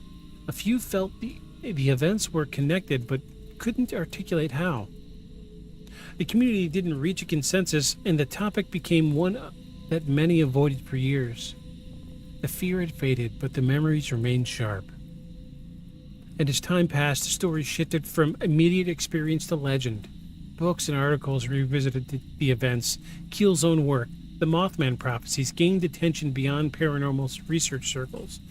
The book presented the Mothman not as a monster, but as part of a broader system of unexplained occurrences. Something that operated according to rules humans didn't understand. During the 1970s and 80s, occasional reports of large winged creatures surfaced in different parts of the United States, but none gained the traction or consistency of the Point Pleasant wave. These isolated sightings were brief, often blurry, and lacked secondary phenomena. Phone disturbances, men in black, coordinated UFO reports that had characterized the 1966-1967 period. Some of these sightings may have been misidentifications of bird or aircraft. Others resembled the descriptions provided by Point Pleasant witnesses, but without the broader context. They didn't develop into larger investigations. One sighting in Texas described a man-sized bird flying over a highway at dusk, another in Minnesota involving a figure perched on top of a telephone pole before lifting off silently into the night sky. These events attracted local curiosity but didn't escalate into regional waves. For high strangeness investigators, the lack of surrounding activity suggests that these were either unrelated or incomplete manifestations of a similar phenomena. Internationally, parallel stories emerged. In 1980, residents of Freiburg, Germany, reported seeing a dark human-shaped figure with wings near a mine. The creature allegedly blocked the entrance to the facility, causing workers to avoid entering. Shortly afterward, a collapse occurred inside the mine, which would have killed the workers had they proceeded. The figure later called the Friedberg Shrieker was compared to the Mothman. The parallels were notable: a humanoid form, large wings, and a sighting before a disaster. The story gained some attention, but documentation was limited, making it difficult to verify. Another report came from Chernobyl, of all places, in 1986. Several witnesses claimed to see a large winged creature near the power plant shortly before the explosion. These accounts were reported years later and lacked consistency found in the Point Pleasant records, but they added to a growing list of stories where winged entities were associated with catastrophic events. In the early 2000s, the story gained renewed attention when a film adaptation of Keel's book was released, The Mothman Prophecies. It introduced the phenomena to a new audience. The film dramatized many of the elements of the story but kept the central theme intact: the idea that the creature was tied to the predictions or warnings that rather than direct harm. Interest in the phenomena surged, and Point Pleasant embraced its unique place in paranormal history. The town opened the Mothman Museum, erected a single statue, and began hosting an annual festival celebrating a legend. What had once been a period of fear and tragedy evolved into a cultural and economic identity for the community. However, in the 2010s, the phenomena resurfaced in a major way, this time focused on Chicago. Beginning in around 2011 and continuing through 2018, dozens of reports described a large humanoid winged creature with glowing red or orange eyes. Witnesses came from varied backgrounds: police officers, aviation employees, hikers, divers, residences across multiple neighborhoods. Many described the creature as having a wingspan of 6 to 10 feet, a dark body, and silent flight. The Chicago wave differed from Point Pleasant in several ways. First, the sightings occurred over a much larger geographical area. Reports came from the lakefront, the suburbs, the downtown area, near O'Hare Airport. Second, the sightings stretched over several years rather than a concentrated period. And third, the surrounding phenomena seen in Point Pleasant, phone disruptions, men in black, clusters of UFO sightings, were not nearly as prominent. However, they were there. The Chicago sightings shared core similarities. Witnesses described similar physical characteristics: large wings, humanoid form, glowing eyes, a sense of being watched. Many sightings involved the creature perched on rooftops or flying silently over highways. Several employees at O'Hare Airport described seeing a large figure standing near the perimeter fence or flying near aircraft. These reports gained significant media attention within paranormal research communities. Investigators who studied the Chicago wave debated its nature. Some suggested the creature was a large bird of prey, perhaps a misidentified owl or crane. Nope, not likely. Others believe the sightings represented the continuation of the same high strangeness phenomena that appeared in Point Pleasant decades earlier. And as the Chicago reports accumulated, researchers categorized the sightings into types: rooftop sightings, flight path sightings, ground encounters. Rooftop sightings were the most common. Witnesses often described the creature crouched or standing on tall buildings, watching the streets below. Flight path sightings involved a figure gliding across highways or in between buildings. Ground encounters were rare, but typically involved creatures standing near fences or parked cars or wooded areas. One particularly notable sighting involved a security officer patrolling near O'Hare. He reported seeing a large humanoid figure standing near a service road. When he approached, the figure opened its wings and flew upward in a controlled, deliberate motion before disappearing into the night sky.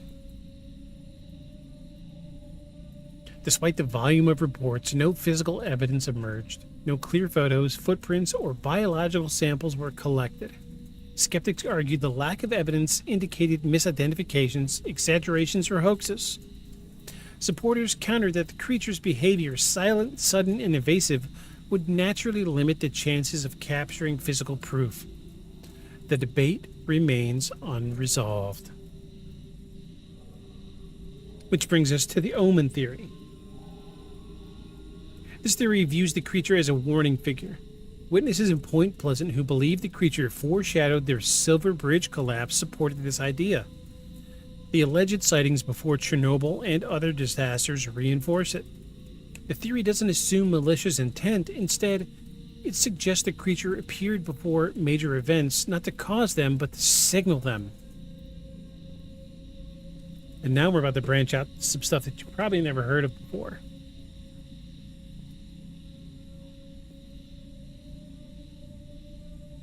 Ultraterrestrial or interdimensional theory.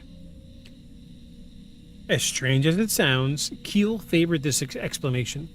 He believed the phenomena represented entities or intelligences operating outside normal physical reality, beings capable of moving between dimensions or realities. According to this theory, the creature, the men in black, the UFOs, and the phone disturbances were all manifestations of the same system. They weren't cryptids or aliens, but ultra-terrestrials whose interactions with humans occurred in fragmented, unpredictable ways. Then there's the cryptid or biological theory. Some researchers argue that the Mothman is a physical organism, a rare, undiscovered species of large bird or humanoid creature. This theory focuses on consistent physical descriptions across sightings: wingspan, height, eye color. Critics point at the lack of evidence of the creature's seemingly supernatural abilities, such as silent flight and sudden appearance. Then there's the psychosocial theory. This view suggests that the phenomena is a product of social stress, misidentification, and collective anxiety. High anxiety periods can lead to heightened sensitivity, misinterpretation of stimuli. Viewers, streamblue.com. Oh my Remove God. the space of BG6 TokyoX. Really? Really? These fucking fucks. Hold on. We gotta ban somebody, folks. These guys do this every week. Every week.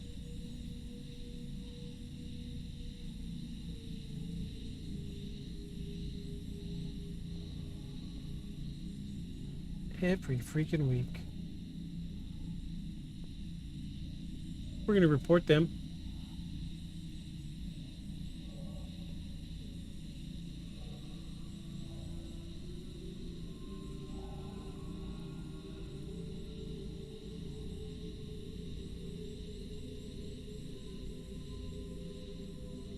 Excuse me, 2 seconds. Upkeep.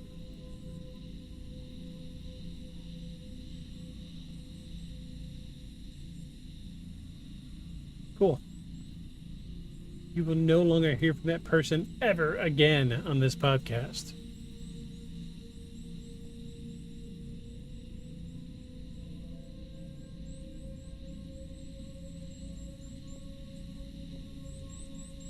Get out of here. Get out of here with your spamness. We don't need all that. We don't need it. Thank you, Twitch, for your prompt response. Psychosocial theory.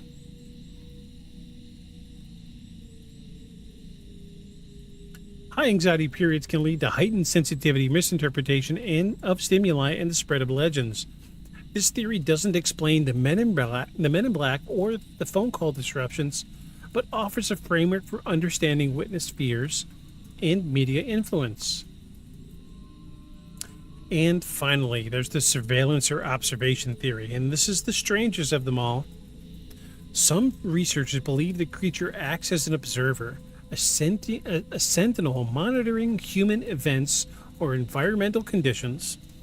Witnesses frequently describe the creature watching them from elevated positions. Its behavior suggests observation rather than aggression. This theory doesn't specify who or what the creature serves, but focuses on its consistent pattern of monitoring activity. In the decades following Point Pleasant, the Mothman transitioned into a local mystery to a global legend. The creature became part of cultural conversations, folklore studies, and paranormal research. Its image appeared in documentaries, books, and artwork.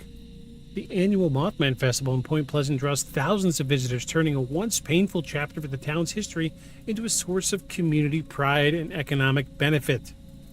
Today, the Mothman stands as one of the most complex and enduring phenomena in paranormal history. It is neither fully cryptid nor supernatural.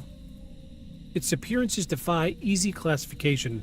The creature is a symbol of uncertainty, an entity that appears during moments of crisis or transition, then vanishes without explanation. And Act 5 moves us toward the final task, the closing monologue. And after a year of fear, warning, and tragedy and questions, the Mothman story is not a resolved mystery. It's a phenomenon that leaves behind patterns, not answers. And for researchers like Keel, it remains a reminder that the world contains events that operate outside human understanding.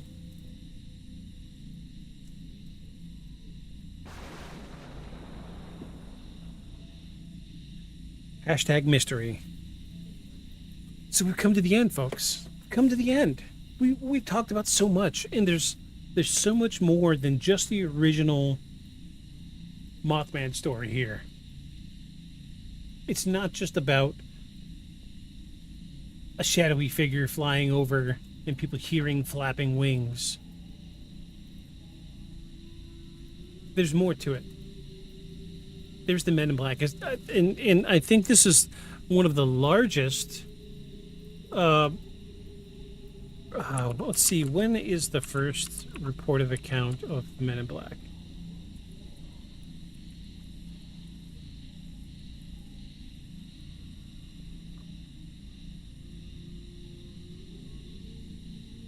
(1947).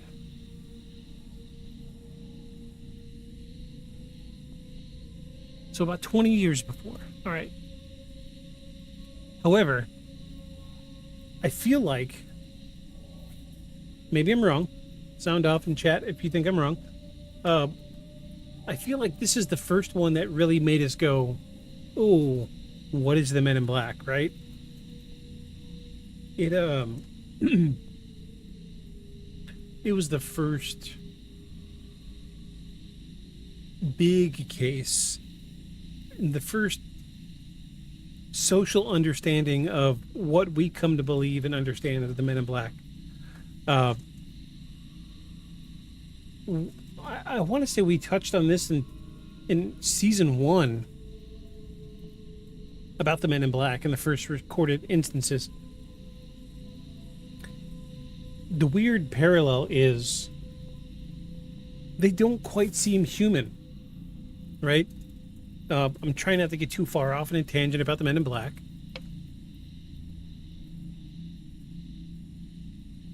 But in the Point Pleasant case, when it comes to the Men in Black, we do have an abnormally large number of sightings of people in dark suits driving late model vehicles in pristine condition, and they act strange, very strange. There was even, it's not in the telling this week for the research, but one of the women who reported seeing the Mothman early on worked at a diner, and a gentleman, as what we would describe as the Men in Black, showed up at her place of work, a diner, and he sat down unsure what to do. He kept trying to talk to the woman, but she was like, look, I gotta, I'm working, I can't just sit here and talk to you. Can I get you something to eat? He's like, yes, I'll take, and he holds up the menu. He's like, I'll have one of these right here, and just kind of shakily points to something on the menu. And she brings him steak and eggs. And later, she brings him his food.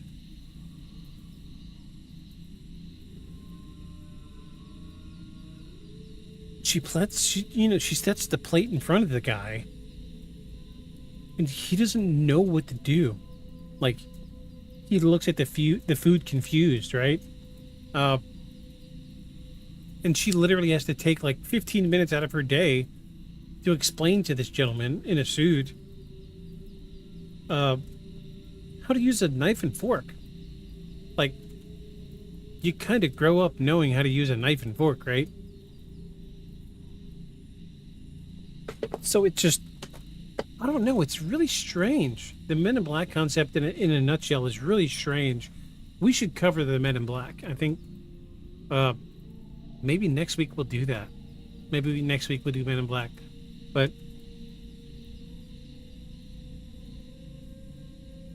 very, very strange. Like, how do you not... So, I'm having trouble putting words together here. So how do you, like, send guys that work for the government, which, like, at this point, we all have the understanding that maybe the Men in Black are working for the government. How do you send people that work for the government to a town but don't know anything about the town? You know, it's a government. It's a facet of the government. When you think about that, you think, well, surely there's, like, information they have to read beforehand before going over there, right? And then on top of that, how do they not know how to use silverware? How do they get flabbergasted by ballpoint pens? How do they get confused, shocked, and amazed by ice cubes like they've never seen frozen water before? Very strange. And there are reports that these people don't look quite human.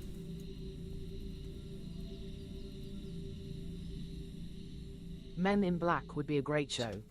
Yeah, maybe next week we'll do Men in Black. It's something we've talked about in a number of episodes, stretching all the way back to season 1. But, like, I don't know, maybe I'm running on a tangent here, but for being a quote-unquote government program, how do these people not know how to be humans? Which begs the question, are they humans? There's lots of reports of Men in Black not quite looking human. Like, proportions are wrong. Skin is abnormally pale. They don't have any hair or eyebrows, eyelashes. Weird shit. Right? So yeah, maybe let's do that. Next week we'll do Men in Black. Let me put that on the board. We're going to do that. Next week we're going to do Men in Black.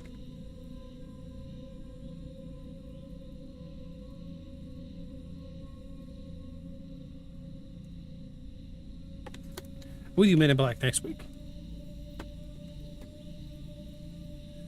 But then there's other things, like the phone calls. Really strange. Like today, a phone call coming through and then not being able to reach out to your phone company and saying, hey, can you tell me who called me? And then being like, there was no record of a phone call. That wouldn't happen. You would just get like block number or unavailable number, something like that.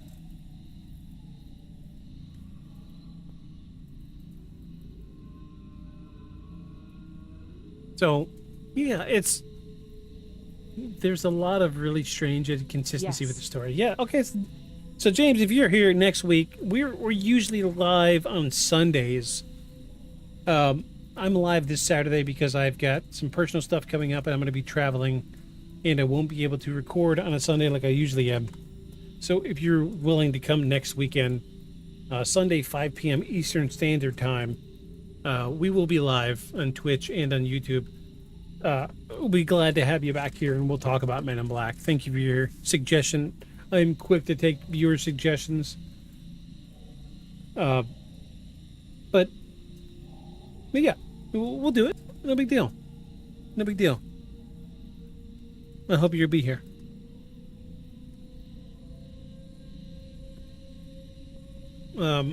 Just let me check right quick. Did we cover Men in Black in season 1?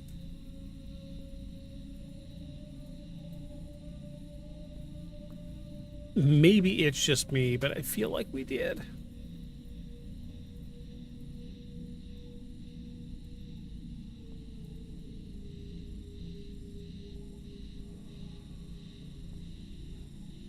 No, I don't think we did.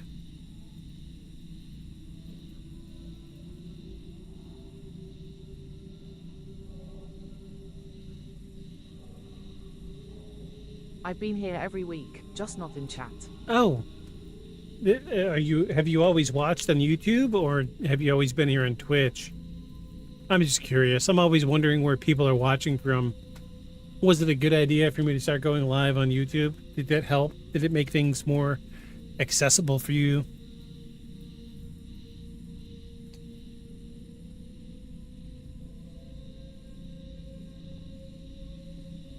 No, it doesn't look like we, no, you know what it was? I mean, we didn't cover we didn't cover, Men in Black. But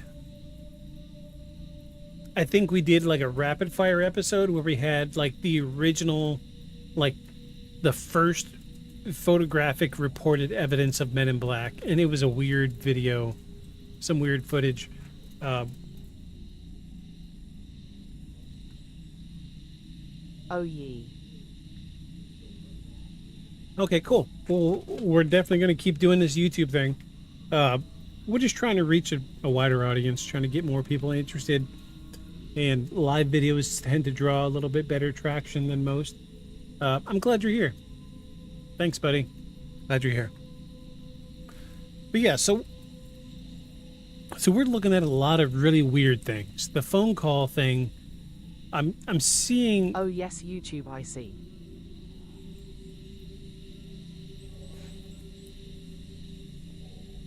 The phone call thing trips me up because we have seen something like this similar in UFO reports.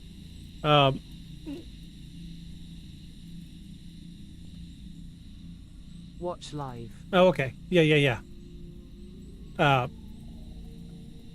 YouTube's cool. If you want to watch on YouTube, totally fine. There's a bunch more things that you can do on Twitch. You can interact with the stream and make some crazy things happen. Like here, let me throw something out there. I'm not trying to push you toward Twitch or anything. A lot of people just don't like Twitch, but there's let's see. This is in honor of my late cat Potato. Deltas, Brussels, what's deltas, huh? Potatoes. Boil them, mash them, stick them in a stew. Let's get old Potato.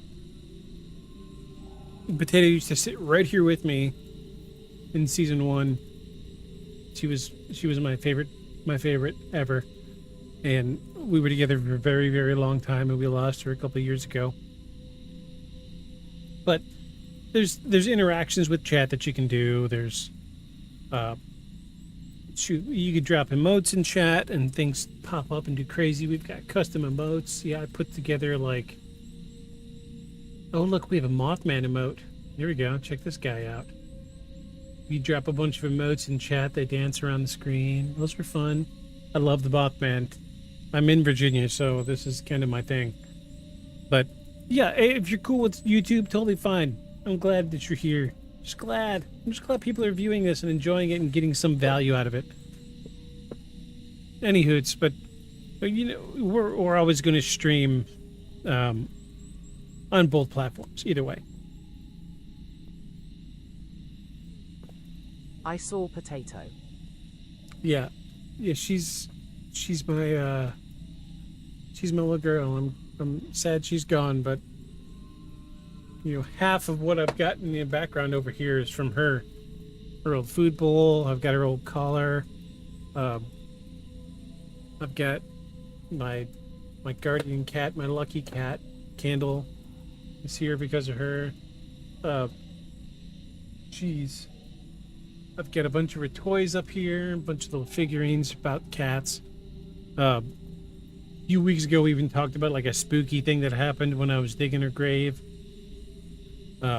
Another time. We'll talk about that another time. But yeah, Potato was a big part of me, and I'm glad she's happy and comfortable now. She was very sick at the end. But Good morning, mate. oh, who's this? What? Benno from Oz, how you doing? Glad you're here, but unfortunately you came right at the end of it. We're just about to wrap this up. Before we wrap this up, Benno, what do you think about Mothman? Hi, James. Oh, Lord, you guys know each other. What are the odds? It's Small world, right? Thanks for being here. Thank you, friends. Here, have some claps.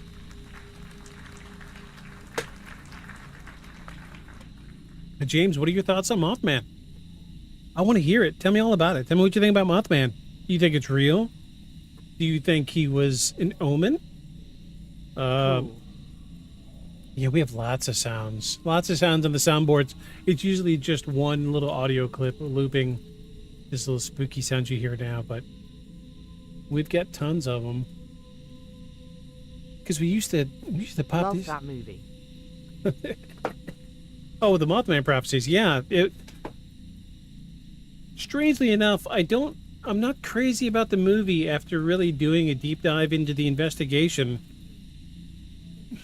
And I'll tell you why.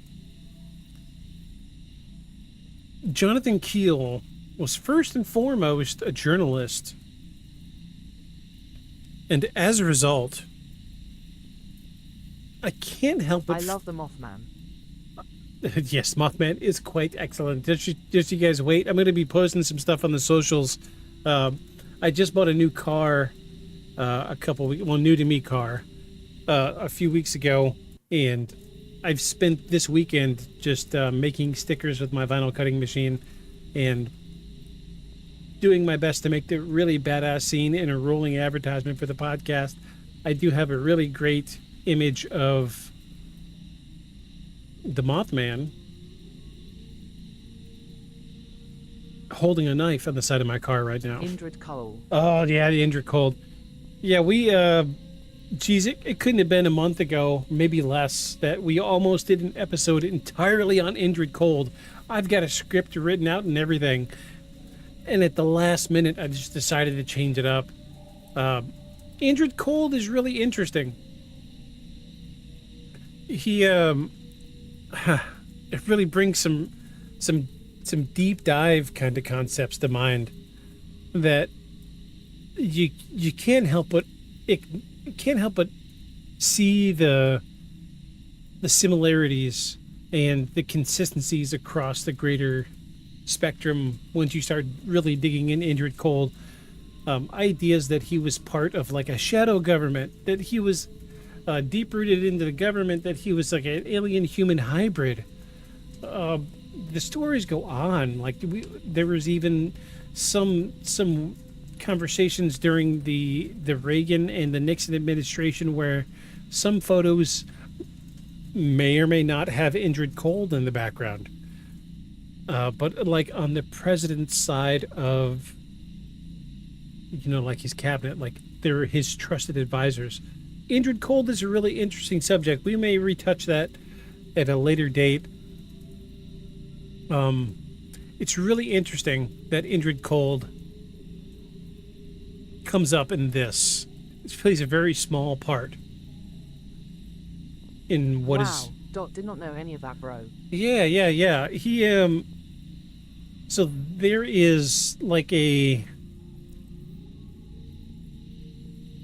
lesser known narrative where alien human hybrids that look strangely Nordic were placed into the government during the Nixon administration, because this was, it's like, okay, I'm not as old as I look. I've got a lot of gray hairs. Maybe I'm getting my dates wrong.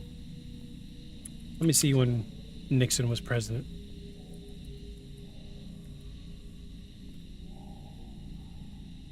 (1969 to 1974). So yes, this kind of falls right in line with the Roswell stuff happening very shortly after Roswell happening. Nixon was the one that really brought forward the Secret Service, the FBI, and the story goes that Nixon had alien human hybrids in his cabinet as a way Nixon saw the bodies, yes. Yeah. Aliens. With Gleason. Yeah, absolutely. Yeah, so Nixon did unofficially, and you can do this deep dive on your own, and we could carry on for hours talking about this.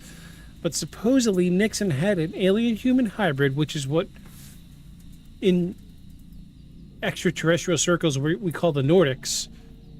They had blonde hair, blue eyes, but their proportions were a little different. And you can see them in photos of Nixon while he's in the presidency. And there are whispers in the undergrounds about Indrid Cold making the introductions of the Nordic alien-human hybrids to President Nixon. All right? Yeah. It gets wild. Aliens, right? But it goes without saying it's fucking space aliens. It's a rabbit hole. It absolutely is a rabbit hole. But supposedly Indrid Cold made these introductions to increase the human extraterrestrial cohabitation of take us to your leader kind of things. And Indrid Cold introduced President Nixon into the Nordics, is what we call them.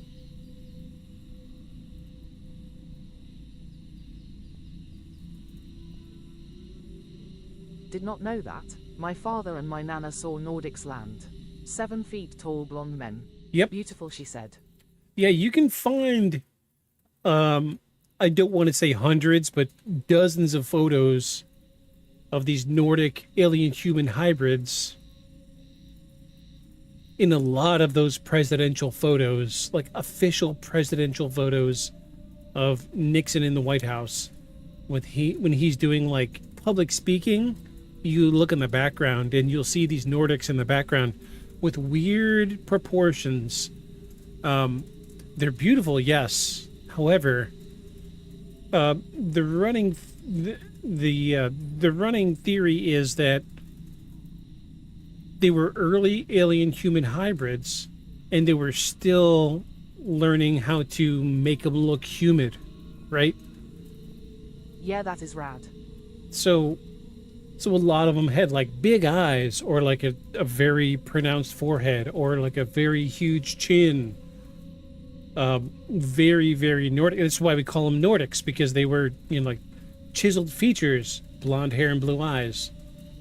And another rabbit hole we can go down is, this was another reason why, Hitler during World War II was so deep into the supernatural and paranormal, because back in the 40s, there were whispers of alien-human hybrids, and they were specifically the Nordics that we talk about today. And, that's why Hitler believed, and this is just my belief, but that's why Hitler believed that... These ones my nana saw were not hybrids. They were pure race. Right, yeah. So the earlier interactions, like the ones that Hitler was looking for, were the pure Nordics, before they decided to start doing the alien-human hybrid stuff. It's a whole rabbit hole. We could talk for days. And what's really daunting is there is photographic evidence, and I welcome you to go and dig. Shoot me some emails, some stuff. Tell me, I'm fine with it. Let me know what I'm a human, I talk back. I'm not a hybrid, I promise you. But there is so much stuff happening, especially cool. Yeah, especially with the presidency and stuff like that, that a lot of people just don't notice. A lot of people don't look in the backgrounds of photos. And the closer we get to like this technological awakening, more people are looking in the backgrounds of photos and seeing things that just don't quite make sense. And, that's why these things are becoming relevant today. And, sadly, we're 50, 60 years too late to catch it. I agree.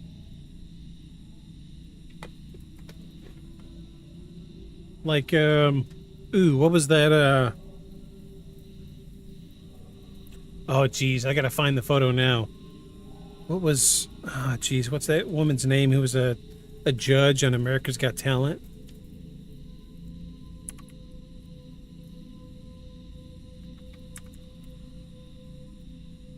I can never think of her name.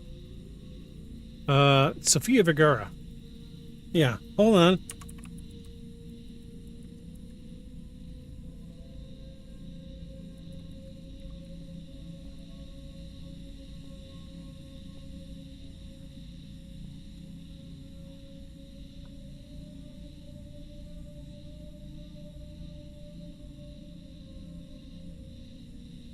So this is, this is why I say what I just said.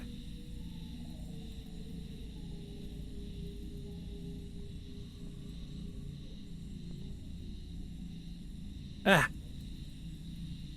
Hold on. Oh my gosh. Pop up, pop up.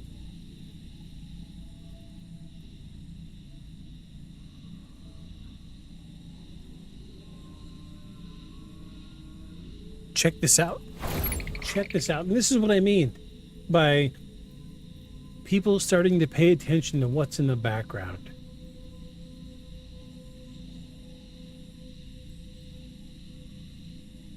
What do you think about Valiant Thor?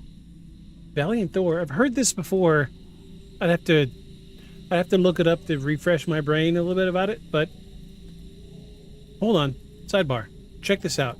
So Sofia Vergara posted this while she was a host or a judge on America's Got Talent. And this was, I think, in my personal opinion, the photo that really got people to start looking in the backgrounds, start paying attention to what's really going on. Check this business out. Look at this face right here. Cool. Let me zoom in a little more. What the actual fuck is going on?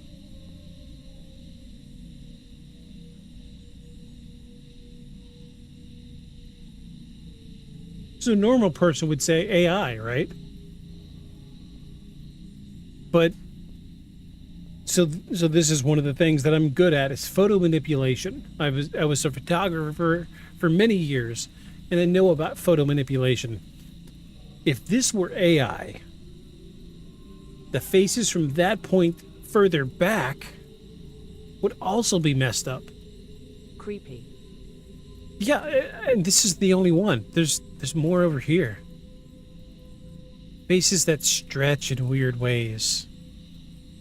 No, it fits the other pixels well. Yeah. We're not seeing like pixel manipulation. Like if anything, look, we're seeing like some clouding back here. I agree. This could be artifacting. Obviously the photo is focused on her face, but normal face, normal face, normal face, normal face, further back, normal faces. These are all normal faces. What is this? Pay attention to the world around you, people. There's so much happening. So much. Great find. Yeah, it really is. It really is. It's there's so much happening that we're just not paying attention to, because when you see a picture like this, you're gonna look at the pretty lady with the pretty face. And thank you to the wonderful sleuth that pointed that out. But I'm rambling. Anywho, we've got to wrap it up, folks. I've got an early morning tomorrow. And, we get an incoming chat. Hold on. The girl to her left is injured. Head injury. Yeah, she don't look right. I know that. She don't look right. Oh, wait, you were asking about Valiant Thor.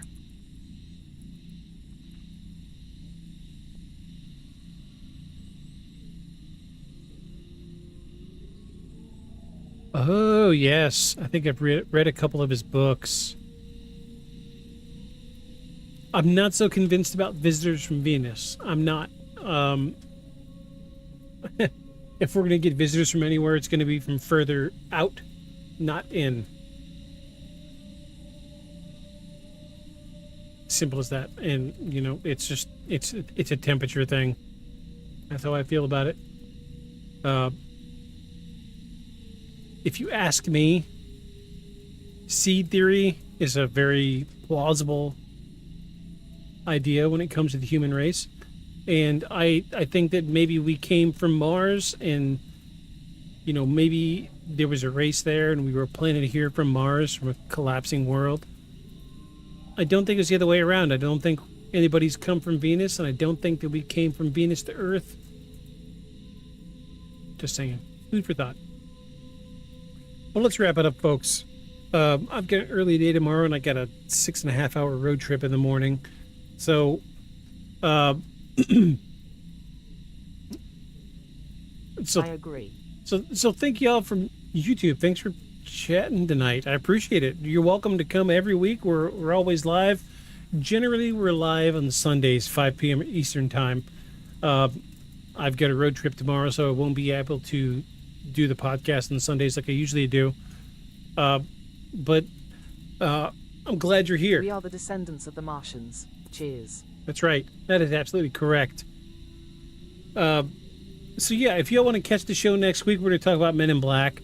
We will be here on Sunday evening, not Saturday, at 5 p.m. Eastern Standard Time. We're going to talk about Men in Black. We're going to see what that's all about. We're going to do deep dive and run into all sorts of shenanigans. But I haven't given y'all my official idea about the Mothman. Cool. Have a great weekend, Anne. I don't think that the Mothman is explicitly a cryptid, as we like to think of it today. And wait, I gotta show one thing, because last week I said I was gonna leave this picture up during the entirety of the episode, and I did not. So let me pull this photo up while I talk about my ideas. This is the Mothman butt on the statue. He got that cake, yo. I don't think that Mothman is explicitly a cryptid. I think, if anything, he is a harbinger. I don't know if it's an angel. I don't know if it's transdimensional. I don't know what Mothman is, but there is too many things to draw a consistent conclusion about what Mothman really is. I'm gonna say that... Cheeky. Right?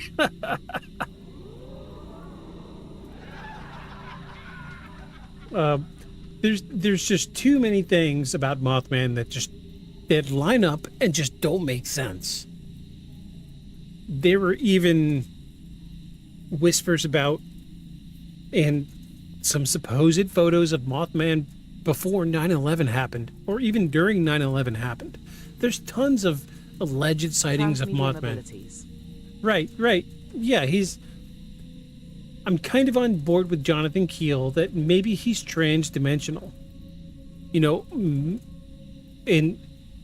Back in season 1, Aeon and I talked about it, that maybe UFO sightings are like the equivalent of an extraterrestrial tour bus just coming to watch something happen.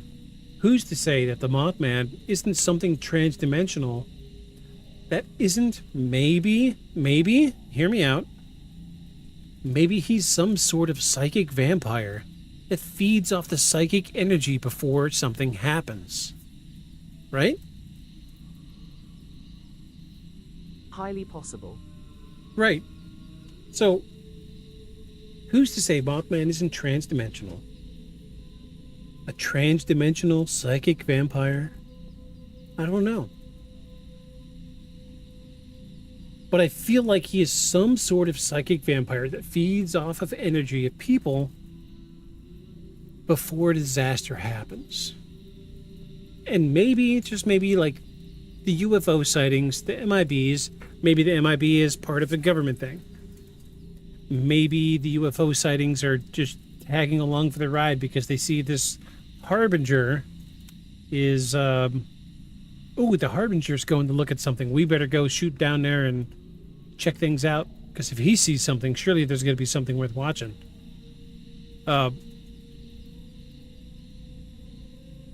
You know, it makes you wonder. Gravitates to that energy. Right. Right. And that's why I use the word psychic vampire.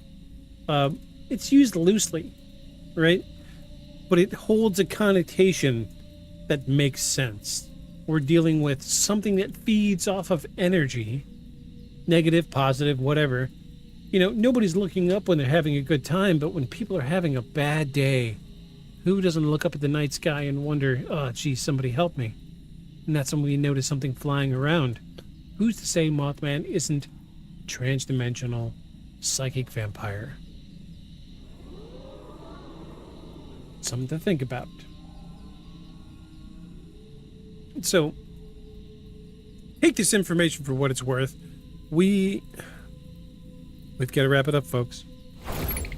We got to wrap it up. My wife is waiting in the other room, and I've got a big plate of mashed potatoes and gravy waiting for me. So, if you like what you hear, hit that like, hit the subscribe button. If you've got your own paranormal tale, something you want to share with the podcast, and you're totally comfortable with us talking about it on the show, Science recognizes 11 dimensions, so why not? right? If you've got your own paranormal tale, feel free to reach out. Email me at beyondshadowspodcast@gmail.com. Tell me your story. I'll be glad to tell it on the podcast. We'll talk all about it. You like the show, you love the show, let us know. Hit the like, hit the subscribe. Thank you, every single one of you, for being here. Thanks y'all thanks y'all on YouTube. Y'all are really blowing it up tonight. Just really kind of blew it back tonight. Thanks for all the chats. I'm glad to hear y'all on YouTube are actually watching the videos. Thank you, everybody. Thank you, everybody on Twitch. Thank you, everybody listening at a later date on Spotify. We'll be back next week on Sunday, 5 p.m. Eastern Standard Time. Thanks for all those hearts. Thank you so much. That being said, next week we're going to talk about Men in Black and the mysterious happenings with that. But before we go, we have one tiny little paragraph to read. Are y'all ready for the closing monologue before we go?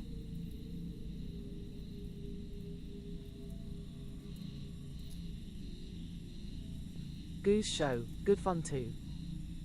Thanks for being here. Let's get into it.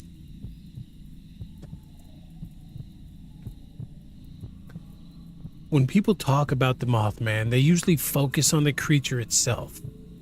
The red eyes, the wings, the silence, the fear.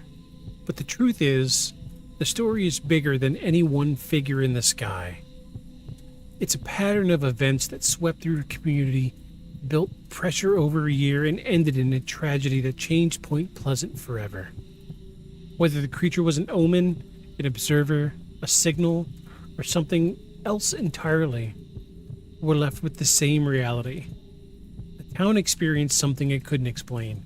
People saw things. People heard things. People lived through a wave of high strangeness that didn't fit into any category we have. And then it disappeared as quickly as it arrived. The legend that came afterward isn't about solving the mystery, it's about acknowledging that sometimes the world shows us that we don't know as much as we think we do. The Mothman remains a reminder of that, an unresolved case sitting in it at the intersection of folklore, eyewitness testimony, and events we still don't fully understand. So if you find yourself on a crowded bridge, Series of synchronicities, a true phenomenon. absolutely. You find yourself on a crowded bridge and you hear steel creaking.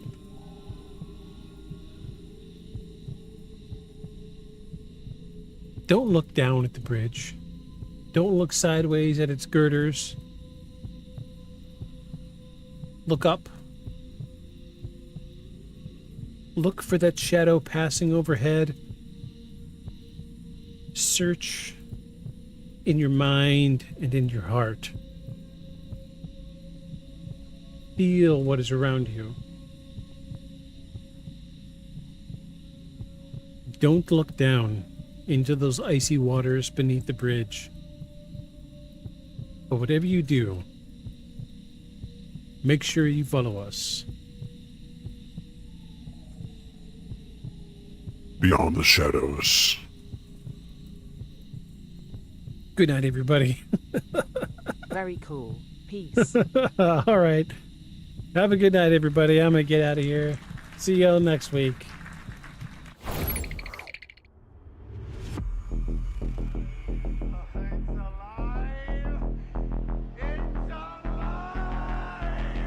A creature like that, how would it ever die? And this monster starts running right at me. Annihilated by nuclear bombs. Beast is not dead. I put 4 bullets into him. Oh, you're crazy. But I saw that monster too. All I want is for someone to believe me. Contaminated. Space. Horrible. Look like it would scare you to death. All right, let's get to work.